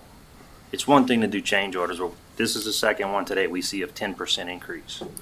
So they're getting bigger and bigger change orders that we're starting to see. So I don't know how to acknowledge this when we find these things, but in my world, we have documentation where that asset owner is responsible for that asset. Once they tell us it's from A to B, if it's not and we damage it, it's on them. That's just like a resident. You call 811, they come out to your yard, they mark where a line's at. If you bust it, it's on them. So, I don't know if our contracts with these utility providers or what agreements we have that they don't take ownership of their own property. I just like to look at what other people are doing, because I know this isn't happening on a major construction. It's only happening in a municipality. So I'll do some digging on that and get back to you. I said I wasn't going to say anything, but I'll say another thing. The contractor that we have working on this thing, they, as Mr. Bingham had said, could have just demobilized and said, we're not going to work on this any further, which puts this project way further back. And then who knows what the cost is going to be when they finally mobilize again. But I wonder, what is the completion date now you think going to be with the 60-day addition? Well, as President Jewell said in his report, they are planning the end of August to start the jack and bores on the first, at the first location, which is the 254s. They plan to do one. It's either going to be that week where August and September lean into each other, and then they're going to do the second one right after it. And as was said, they're going to have to do it around the clock, 24 hours, and they're just going to move from one to the next, and then they will move to the next site as well. Sending pit. Yeah, right. and that will establish the drainage, but then they've got the cleanup work, things like what we talked about with the concrete fabric and some of the other things that need to be done to rechannelize everything so that it meshes together. The other structures that need to be built. So they are moving along. I would say they would be done, end of November, early December is what I would think right now. This year. Mm-hmm. That's wonderful to hear. Thank you, Mr. Bingham. Mr. Jewell. Thank you, Chairman. We're not at every meeting with change orders, and nobody likes to bring a change order. Sometimes we bring decreases to the parish council. And when you look at the projects we're doing, these are challenging projects. These are projects that nobody has wanted to ever attempt because of the challenges that come along with them. We were approached by the gas company. They wanted us to pay for them to relocate the gas line outside of their right-of-way, the railroad's right-of-way that they're paying to use, which is my understanding that as long as they're within their right-of-way, they can be off. And it's not on us in that instance. And it's not on them in that instance. They're still within their right-of-way.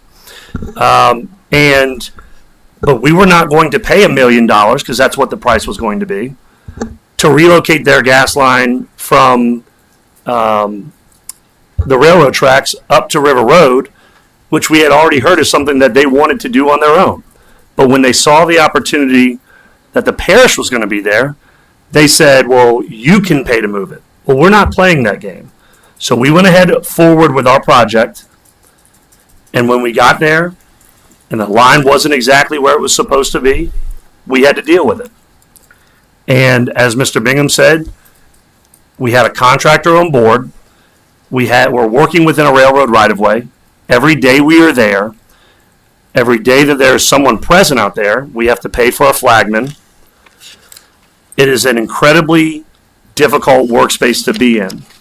But we're forging ahead with the project, and we were not going to get caught in that trick bag where a gas company that makes a huge profit off the people in this parish was going to try to force us to use taxpayer dollars to relocate their asset for them, in which they were planning to do anyway. It's a shame that we're here having to spend this money. It's a shame that the line wasn't where they said it was going to be. It's a shame that the railroad wouldn't let us go out and do a better investigation which we're able to do in a normal circumstance. But we're operating in a space that is not normal. And so I sincerely apologize that we have had to bring you a couple of change orders tonight that were not really the fault of us or our engineers or our contractors, but were the fault of other utility companies that either changed the plans on us or told us something that wasn't accurate. It just comes with the territory. We want to make sure that we try to avoid that type of stuff. And I've had a conversation with the contractor that we need to make sure that we're doing everything as precisely as we can. So hopefully at the end of this, we can bring some additional decrease to the parish council. That's always our goal, but we know it's not always possible. Thanks. Thank you, Mr. Jewell. Mr. Mobley. Miles, just curious, once the boring process starts, you say it's going to be a 24-hour long process. Should we notify the adjacent neighbors as to what they should expect, noise-wise, vibrations, their house shaking? Okay, so yes, sir. Yes, sir. They will have notification in that area about when they actually are going to do it, because it could be disruptive. But I really don't know. We're jacking from the other side of the road of the thing, so it may be just like I don't know what the noise level is going to be. I'm not sure. I don't. Do we believe have it's any gonna, previous experience as to one of these jobs actually taking place in the parish and I haven't done neighbors complaining or? I don't know of any in this parish. I have done a couple of these, but they were smaller pipelines, and they didn't really create that much vibration. They basically have a cutting head, and as they push the thing through, they're cutting and removing material. So it's not like driving a pile the same way as you would think. It does have a little bit of vibration. We are also putting in watching for settlement on the railroad, because the railroad is more worried about their tracks settling than vibration. But we will let all the neighbors in that area know when we're going to do that, and that it will be done overnight at 24-hour period. Thank you. Miles, I believe you will have to have some engine noise, that with motive Yes, of force for course. that stuff. And if we can, the PIO office probably could put something out that gives us an alert on when that's going to happen. Anything else? No, Okay. probably have light plans out there too. Oh, yeah. Okay, if there's no further discussion, let us vote on this topic here. 2026-0253.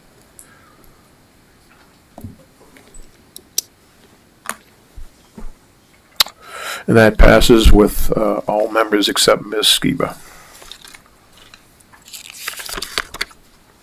Next, we have 2026-0220, an ordinance approving and authorizing the execution of a construction manager at risk, herein after referred to as CMAR, contract with Woodward Design and Build LLC for the construction of Hanville Branch Library construction project in the amount of $9,040,972 and no change.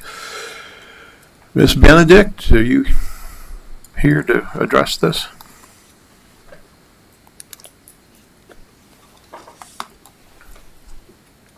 Good evening.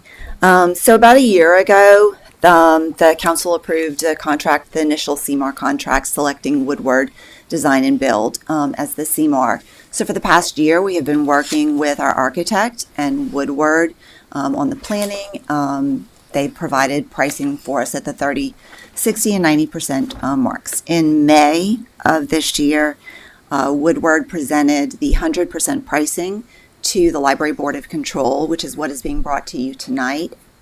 The Library Board of Control approved that at their May meeting in this amount, and this sets the guaranteed maximum price for this project. It is under budget. Our original budget was $9.2 million for this project, so it has come in under budget. We do have representatives. We have our architect here as well as representatives from Woodward Design. They can ask, probably answer more questions if you have any questions about the specific pricing. But we just ask for your support. We're really excited to be able to move forward with this project. And I'll answer any questions as well. So, yeah. Thank you, Ms. Benedict. File number 2026-0220 is now open for public hearing. If there's anyone who would like to come up and speak regarding this item, please do so now. Please state your name and address for the record, and you have 3 minutes to speak. Milton Alamo, Hornville. Over the years, I've worked in a lot of different places and worked in a lot of different industries. But I was the managing maintenance director for 2 buildings that were built by Woodward. One of them was a brand new building. The other one was a couple years older when I took over the job. Not that they need any confirmation from me, but they can build this building. Because what the buildings I'm talking about was a lot larger than what our library is. So I'm not saying anything bad about Woodward. Woodward, they can do the job. They do good work. But I do have comments about why we're going this route. But I knew something was going on because when the construction fencing went up, we were still believing that we had hired Woodward to do what they call it, the overseeing and the establishing the baseline price of this project. And someone else possibly would do the construction because they would oversee the construction work by whoever that someone else would be. But when I saw their name go all over the construction fencing, I said, well, I'm pretty sure I know, and this was months back, who's going to build this. And I appreciate the fact that it's under budget. But does the budget have anything really to do with actual costs? And the scary thing about this is Woodward worked with the architect and the design features and came up with a price. And they said they could build it for that. Well, certainly they can.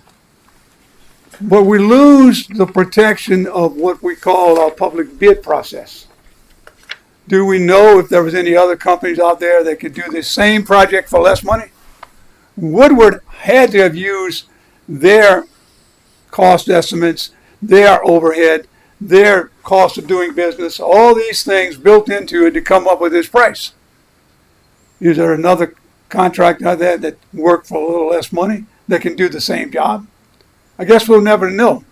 Because this contract, the way it's written, it's, what's the official name of it? Construction Manager at Risk. It allows you to bypass the bid process.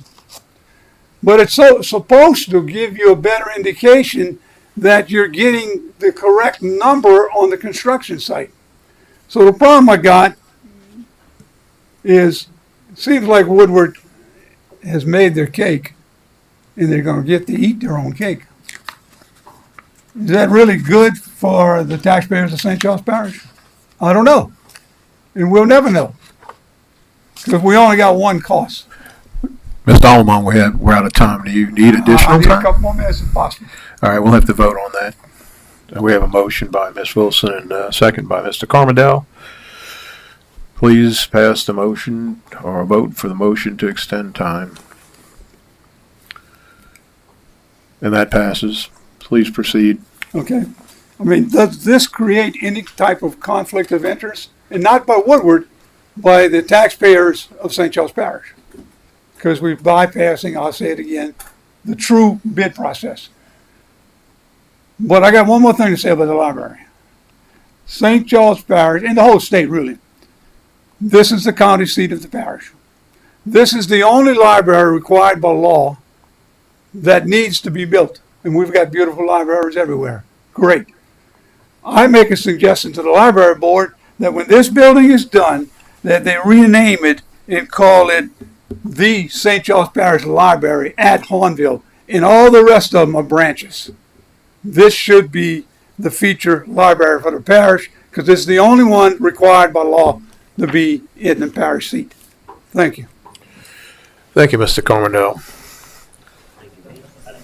Excuse me, sorry. Thank you, Mr. Allemont. That's French names, huh? Mr. Pillier? Mr. Allemont, thank you very much. All right. 2020, 2026-0220. Was that an insult?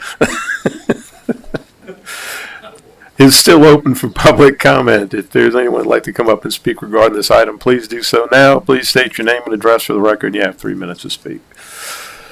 Seeing none, public hearing is closed. Council discussion. Ms. Fonseca? Thank you, Mr. Chairman. I'm Library Board ex officio member, and this is a project that we have been working on since I joined the board back in 2020. Our library here in Hornville was the last one slated to build a new one, and this process took a long time. I mean, we had to find the property. We went through a whole process just to identify a piece of property that was suitable for the build. And then we were introduced to the CMAR process, which has been approved by the state legislature. The parish had already, parish government had elected to use it on, I believe it was a drainage project, if I'm not mistaken. It was Engineers Canal Pump Station, that's what I was thinking.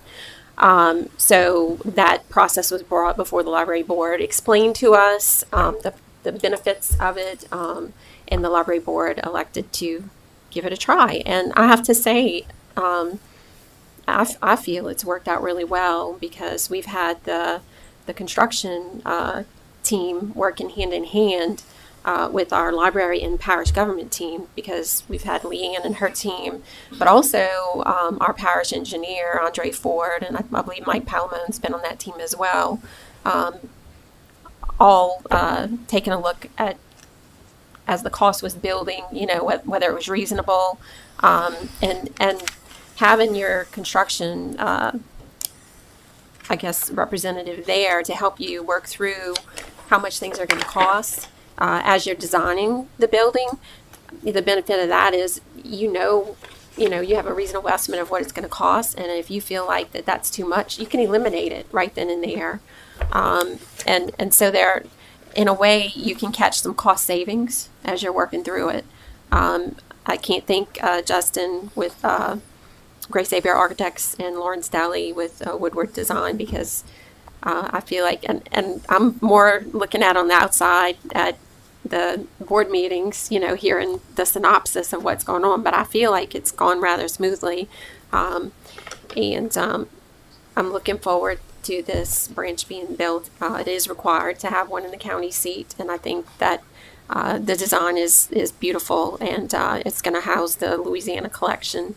And that we had some issues with Hurricane Ida, with some damage to some of the collections, and I think that building this new building that's constructed at a higher wind speed, and also it's going to have a backup generator, will help preserve that collection for the future. So just really looking forward to it, and I would ask for you all's support this evening. Thank you. Thank you, Ms. Fonseca. Now, Mr. Cormerdell. Yeah. Thank you, Mr. Chairman. Just to address some of what Mr. Alamone brought up, I favor CMAR. I think every project we do in this parish over $5 million should be a CMAR project. Typically because I hate the public bid process, giving low bid. I'd rather pick the quality of my contractor than save $1. If you're bidding on your house, do you want the cheapest person or do you want the best person? And we've had enough issues in a hurricane area with buildings and problems and construction issues that low bid doesn't always get you the quality you need to withstand storms and have the durability you want. On top of that, I just said previously, I do not like change orders. Statistically, a CMAR is going to give you less than 2% change orders. It is the most accurate funding and financial type of construction you can ever do. So I'm in favor of this contract type. I wish we would do it more often. So, thank you. Thank you, Mr. Cormerdell. Mr. Jewell. Thank you, Chairman. The question was brought up, like, do we know if we're getting the best price?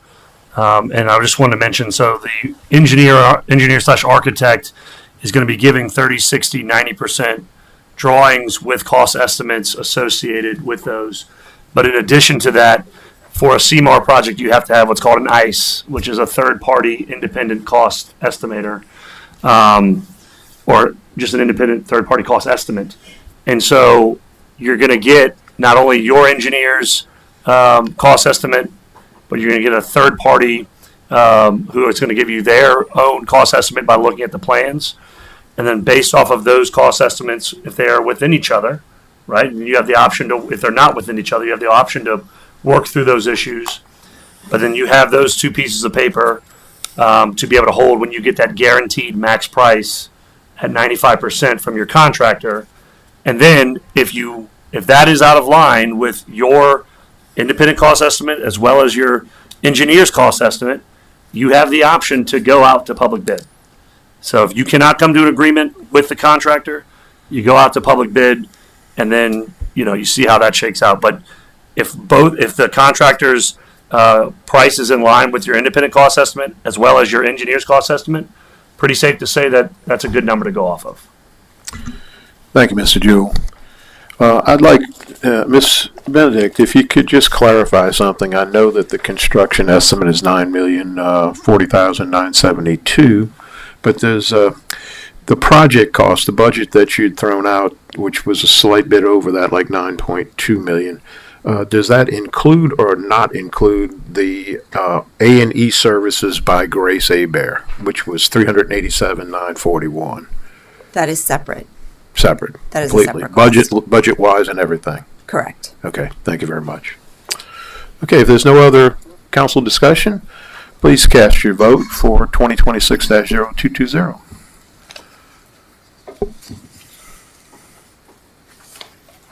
And that passes with everyone who is here, excluding Ms. Skiba.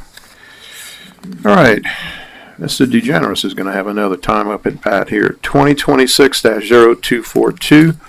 An ordinance approving and authorizing the execution of a services agreement with ARCO, A-R-C-C-O, Company Services Incorporated, for the wastewater generator preventive maintenance, 2026 project number S260701 in the amount not to exceed $99,735. Mr. DeGeneres. Yes, sir. This is to maintain our 32 generators now. When I first got here 5 years ago, we had 6. That's include the 2 at the plants, a couple of the buildings, and we had 2 portable generators. We're now up to 32. We used to spend about $500,000 a year to rent generators. We now have permanent generators at all our major lift stations. So we're spending about $100,000 to maintain them. So we're still saving probably $400,000 a year, and we own our own generators now. So I encourage support of this, and this is to do oil changes, load bank tests, and to polish the fuel on a yearly basis. So this is for a 1-year maintenance. So Thank you, Mr. DeGeneres. In our package, though, there was a full description of what a small service and a large service. So this is the large service. This is the large service. Gotcha. Yeah, everything else is included in the small. The large service includes everything in the small service as well. Correct. All right. 2026-0242 is now open for public hearing. If there's anyone who would like to come up and speak regarding this item, please do so now. Please state your name and address for the record, and you have 3 minutes to speak. Milton Alamo Hornville. And I believe we have some of the most talented public works employees in the state. It's unfortunate we don't have anyone that can do this job. That's what it sounds like. But it does get pretty expensive if you break it down. 32 generators, and you do 1 a week. It gets very expensive that way. A lot more than you would hire an employee to do. But if you look at attachment A, it says minor inspection only, excludes oil and filter. Everything else is included. What's everything else? I know he said something, Mr. DeGeneres. I know you said something, but I didn't catch it. What is the minor services? Now, the problem I got with this is you hire a contractor, and it's going to be a contractor. He goes out and periodically, I think once a year, most of this stuff, and he looks in the fuel tank and says, yep, it's low in fuel. He doesn't fill it up. We still have to send somebody out there to fill it up. So the advantage of doing it in-house you know it would be done immediately when it needed to be done, I would think. And there is no time frame here.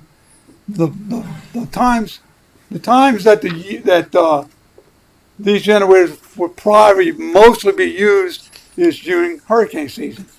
Do we need to put a stipulation here that all of these major inspections be done before hurricane season, so we feel relatively sure that it meets, these generators going to meet the criteria to do the job it needs to be done? This contract, and I've done not a lot of contracts, but I've done a lot of preventive maintenance programs. I've set up a lot of them. There's just too many empty holes in here as far as I can see. It's nice, it looks real cute on paper, but oil changes typically on these pieces of equipment are based on run hours. So if we were doing it in-house, there would not be an additional expense other than buying the oil. Here, the oil in the filter is not covered either. So what's the advantage of doing it with a contractor? Just to alleviate that responsibility?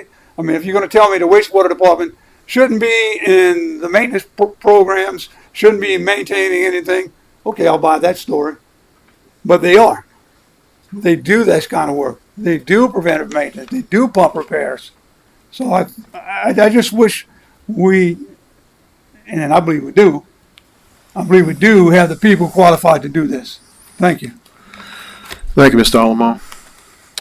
All right, public hearing is still open for 2026-0242.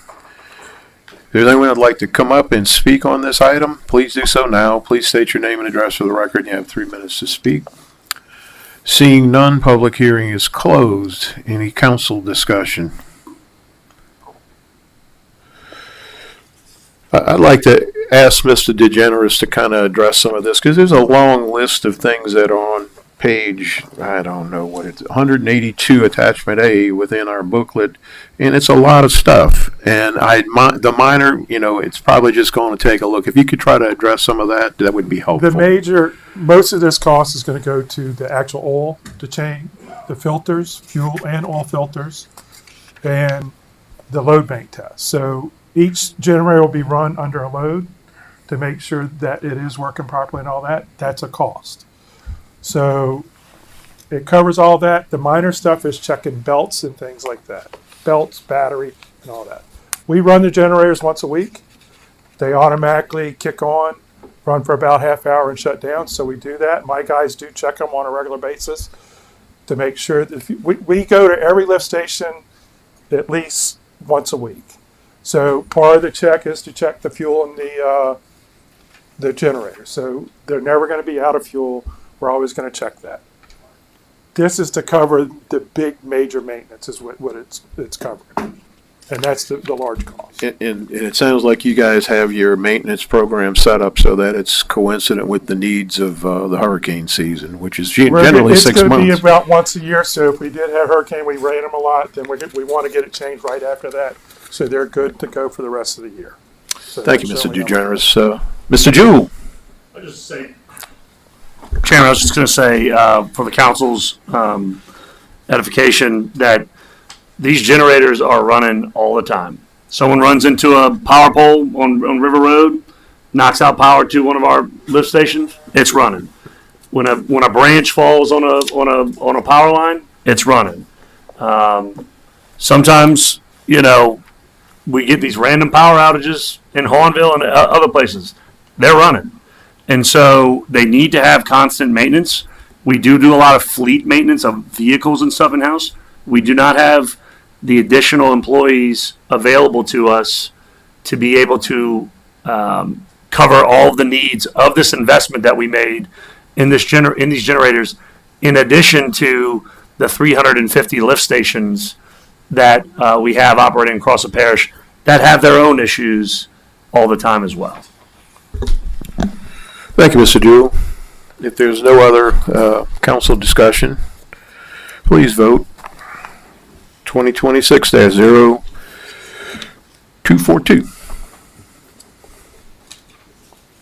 And That passes unanimously with the exception of Ms. Skiba. All right, I was done here. Next item, 2026-0229.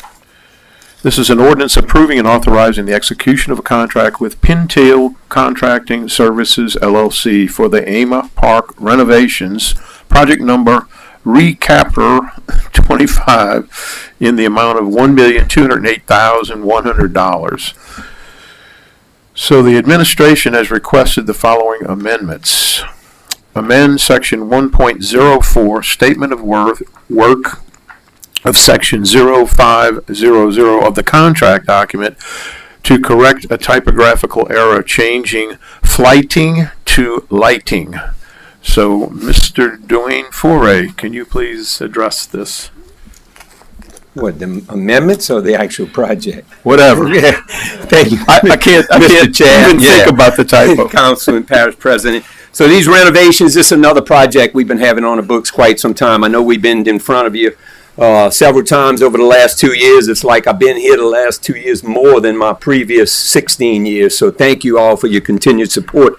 These renovations include new ball field fencing. However, the ball field fencing will stop 10 feet past first base. That way we can develop a multi-use field in the outfield with some beautification. It's kind of the concept that we have going on at some community parks, which are stated in our master plan in 2012.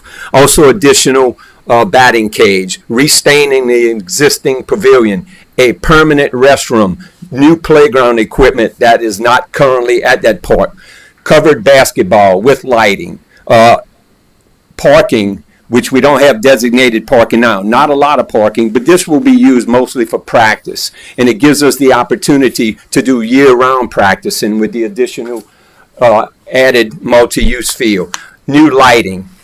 And that's about all of this project. So I'd ask for your support.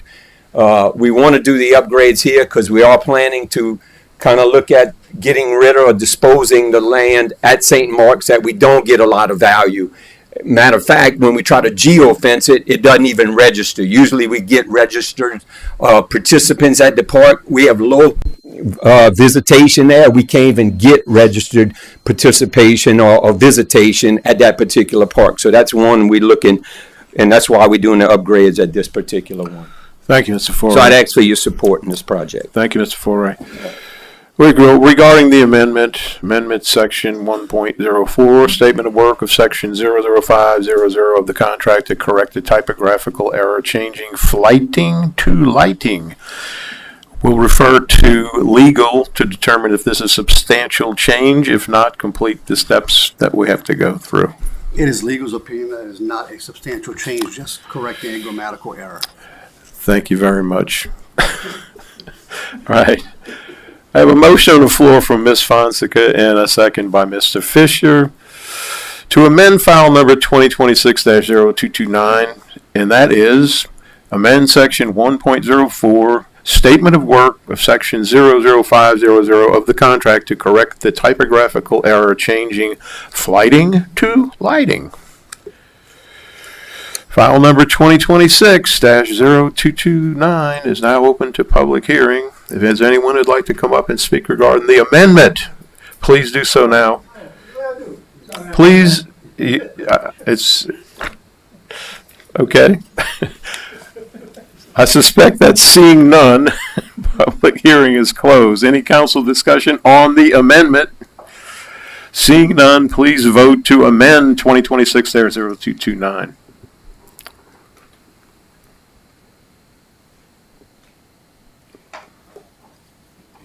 And all council members have voted to amend, with the exception of Ms. Skiba, who is not here. Okay, file number 2026-0229 as amended is now open for public hearing. If there's anybody who would like to come up and speak regarding this item, please do so now. Please state your name and address for the record. You have 3 minutes. Milton Automobile, Hornville. And you know, MMA fighting is very popular, so I thought we were having a feel for that. Fighting, it's pretty close. You know, over 6 years ago, 'cause I live in Ornville, over 6 years ago, I have requested that we do something to improve the ball fields behind the Holy Rosary Church here, which is probably one of the oldest ball fields that has been used for recreation by the parish in the history of the parish. It was used when I was a little boy, and that was a long time ago. Obviously, I was the only one in Hornville that thought that was a good idea, because the administration said, no, we don't need that. So it wasn't done. And the few amenities it did have, they took them out. And probably they did need to be taken out because they were in pretty deplorable condition. So it leads me to this renovations here. Was there a committee put together by the residents of Amer directing recreation as to what they would like to see at the renovated ball field? Because we take some ball fields away, we spend money on others to improve them. And recreation is a very important thing. But are we giving the people what they want? Or are we giving the people what we want? And by that, I mean what the administration wants. But if you look at it, I think it's 1.2 million, is that right? Was this one of those contracts that didn't need to be bid? Was this one of these contracts that's going to be under the CMAR? So the next question is, we got to look at it this way, guys. This is a great deal. It's only 1.2 million. This recreation and this administration has spent $350,000 on one restroom before. So we're getting not just a restroom, we're getting a parking lot, we're getting a basketball court, and shade covers. We're getting a great deal here. Thank you, Mr. Alma. 2026-0229, as amended, is now still open for public hearing. If there's anyone who'd like to come up and speak regarding this item, please do so now. State your name and address for the record. You have 3 minutes to speak. Seeing none, public hearing is closed. Council discussions, Ms. Fonseca. Thank you, Mr. Chairman. This project has been requested for a very long time. I know since I took office in 2020. And I know Councilwoman Skeevy isn't here tonight, but I know from conversations with her that she's received some of the same phone calls that I've received. And those residents did make specific requests of what they wanted that was thankfully included, thanks to Dwayne and Parish President Jewell, in this project. So we feel comfortable, I feel comfortable saying and speaking for her that the residents' asks to us have been covered. And I would appreciate everyone's support. Thank you. Thank you, Ms. Fonseca. Mr. Fisher. Thank you, Mr. Chair. We talked a lot about recreation. We talked about Bethune. We saw the projects. We saw what's going on. We saw the East Bank, the West Bank Bridge Park. None of this happens. And if a lot of people go back and look at it, and Mr. Foray made reference to the master plan, in 2020, each one of us on the sitting parish council had representatives from our districts sit on this master plan, review the changes, get the public input. We're just not shooting from the hip saying, get rid of this, get rid of that. It's not doing this. I mean, we have studies. We've done it.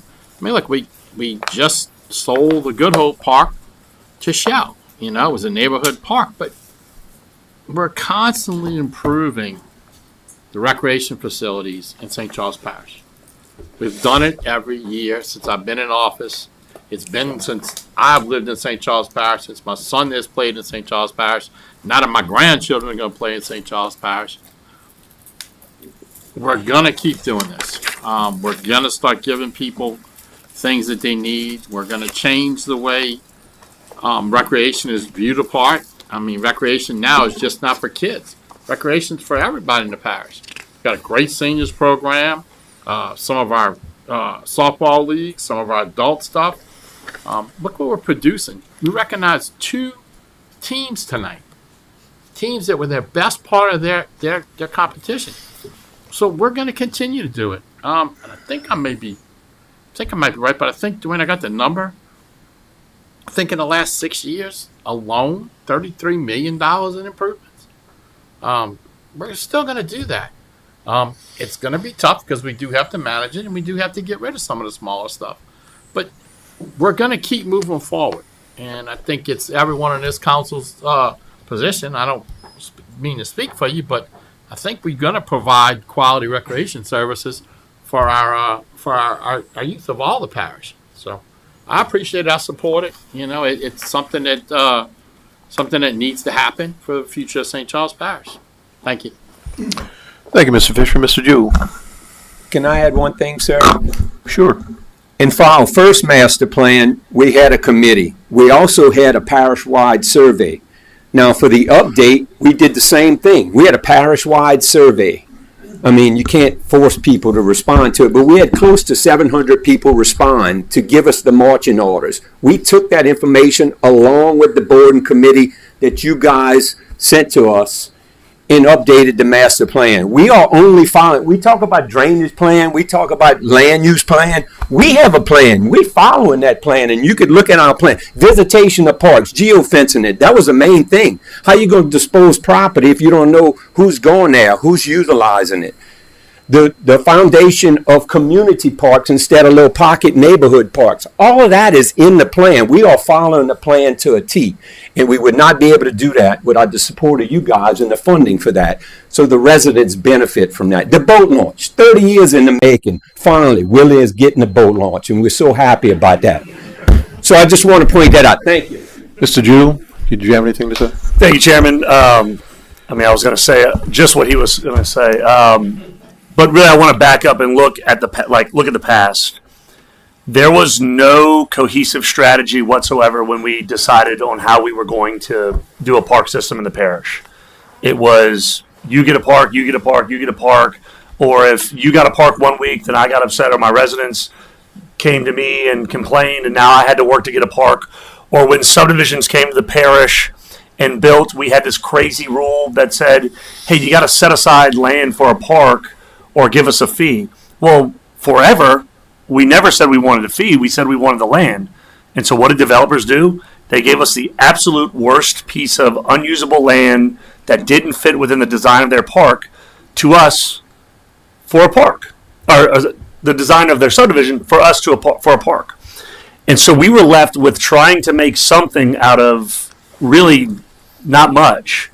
And what that has left us with are a bunch of underused, unutilized parks across the parish that don't even make sense to put money into.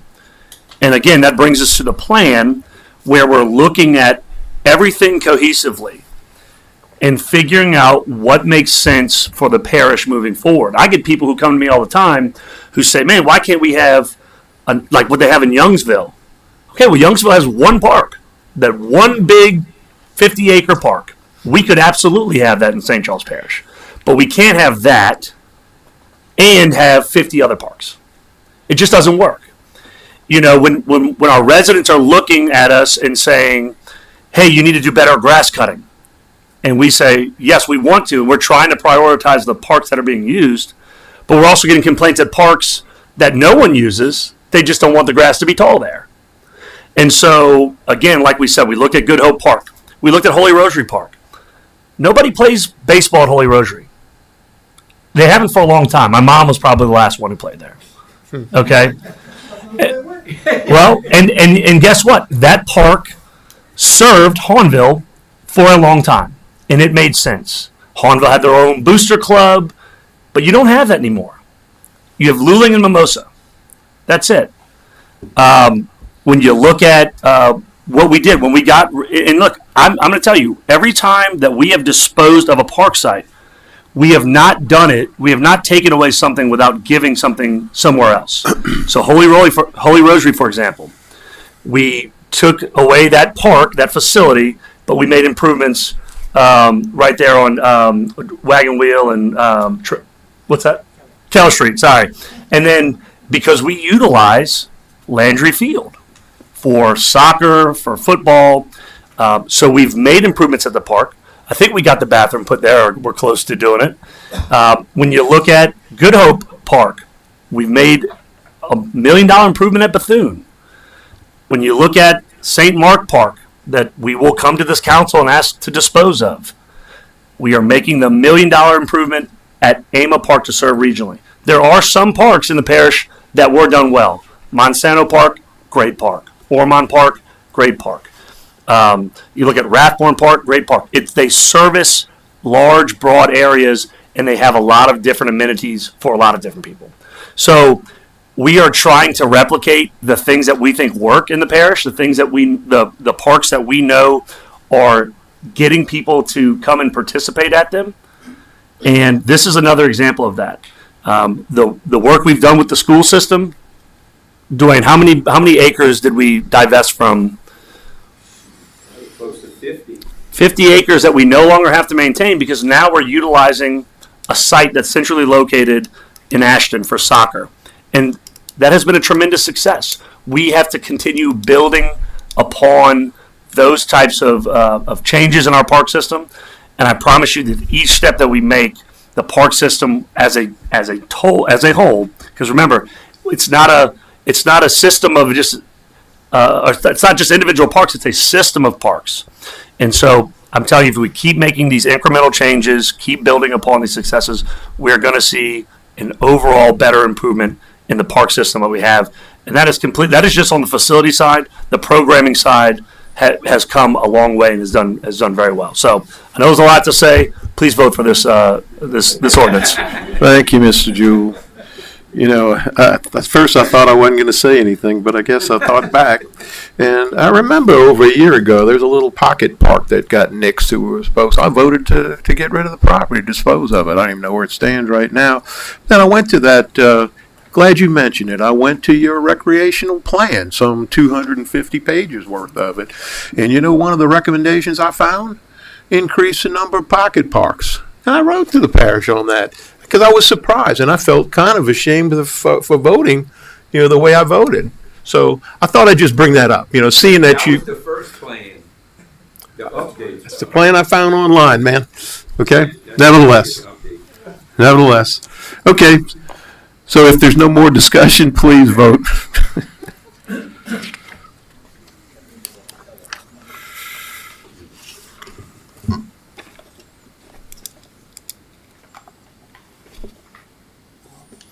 And that passes with everyone here except for Miss Skiba. I'm going to put my glasses on, see where I am.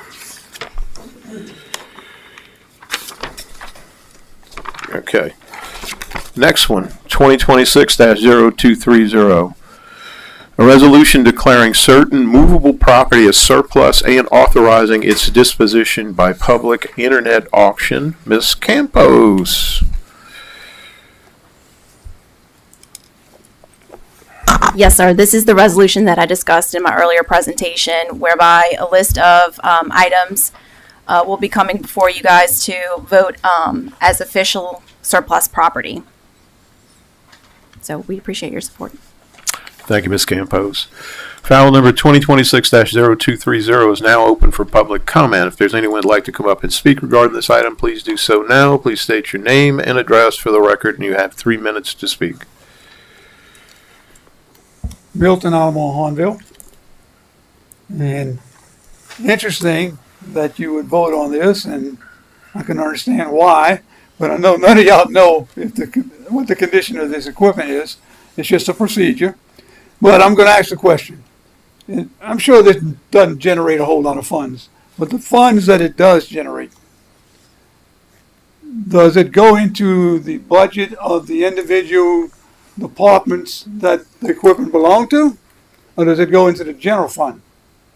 And when we sell the leased vehicles, once that we have through, I can't remember the company now, the leased vehicles that we have, when their useful life is over, they're sold at auction.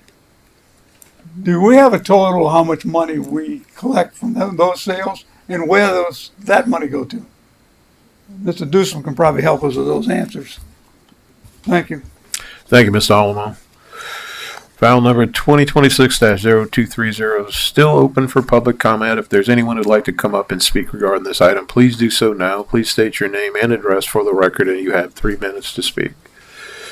Seeing none, public comment is closed. Any council discussion? Mr. Jewell. For the council's awareness, yes, when we dispose of equipment from Public Works, the money that we receive from the auction goes back to Public Works. Same for recreation or any other department.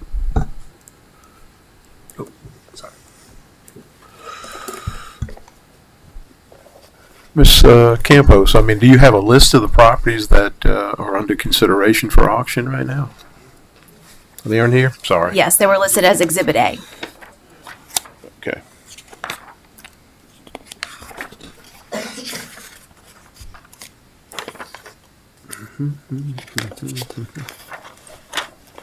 Lord.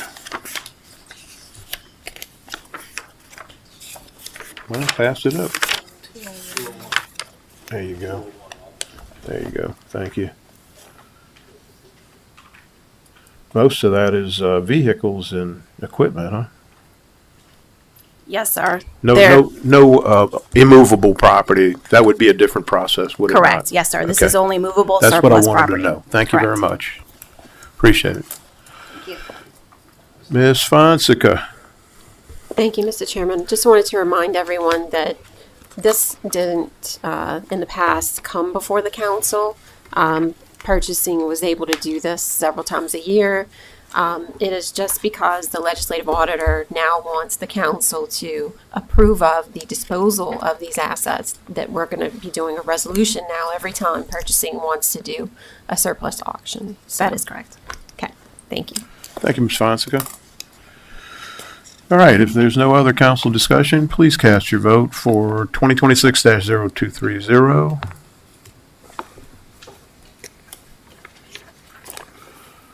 That passes with all members present, with the exclusion of Ms. Skiba.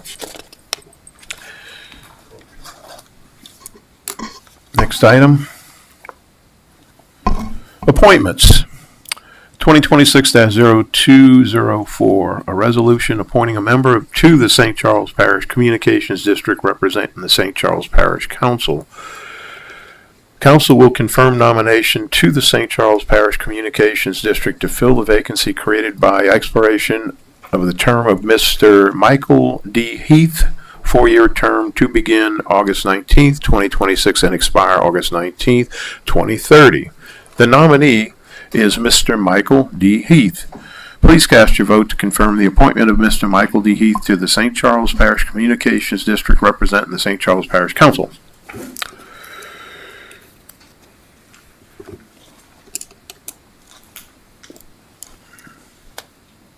And that votes with all present, excluding Ms. Skiba. All right, 2026-0205. A resolution appointing a member to the St. Charles Parish Communications District representing emergency medical services as requested by the Hospital Service District Number 1, Parish of St. Charles Board of Commissioners. Council will confirm nomination provided by the Hospital Service District Number 1, Parish of St. Charles Board of Commissioners representing emergency medical services to the St. Charles Parish Communications District to fill the vacancy caused by the expiration of the term of Mr. Kevin Gauthier, 4-year term to begin August 19th, 2026 and expire August 19th, 2030. The nominee is Mr. Kevin Gauthier. Please cast your vote to confirm the appointment of Mr. Gauthier to the St. Charles Parish Communications District representing emergency medical services.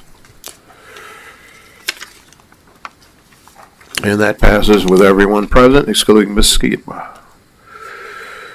2026-0213.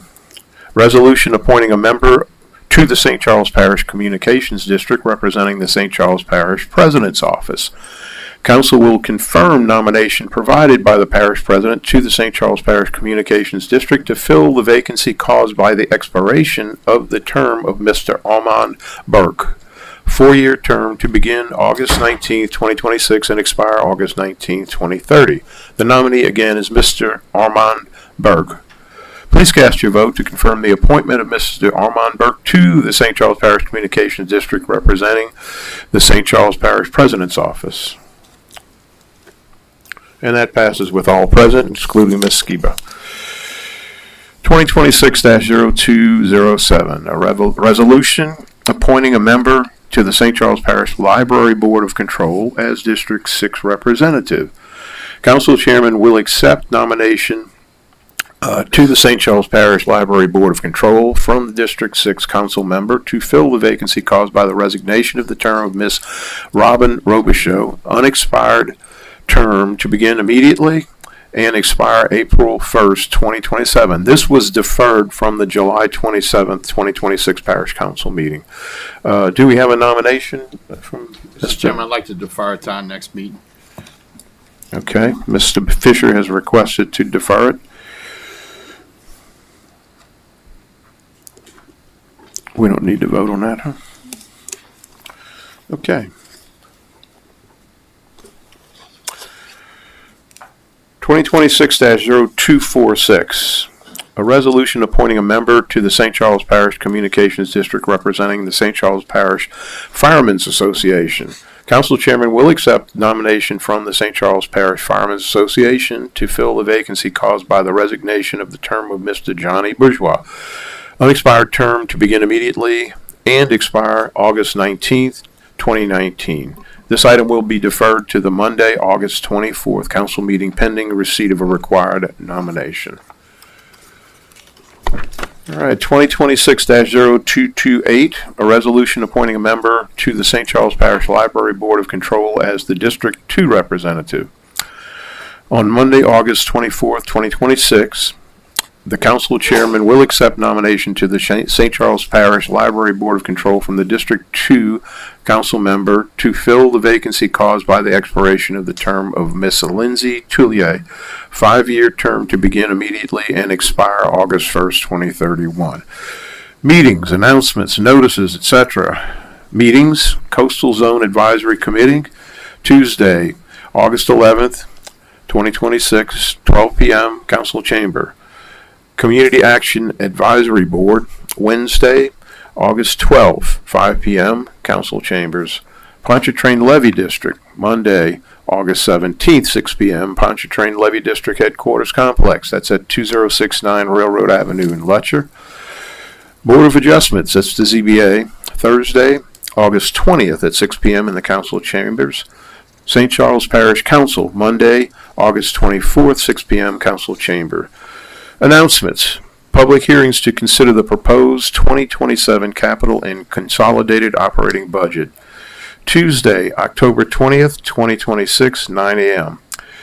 Thursday, October 2026, 1 p.m. Monday, October 26th, 2026, 6 p.m. Adjournment. A motion and a second is needed. We've got Ms. DeBrouillet motion and seconded by Mr. Carmodell. Please cast your vote to adjourn.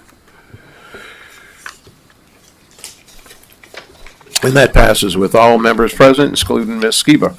Have a great evening.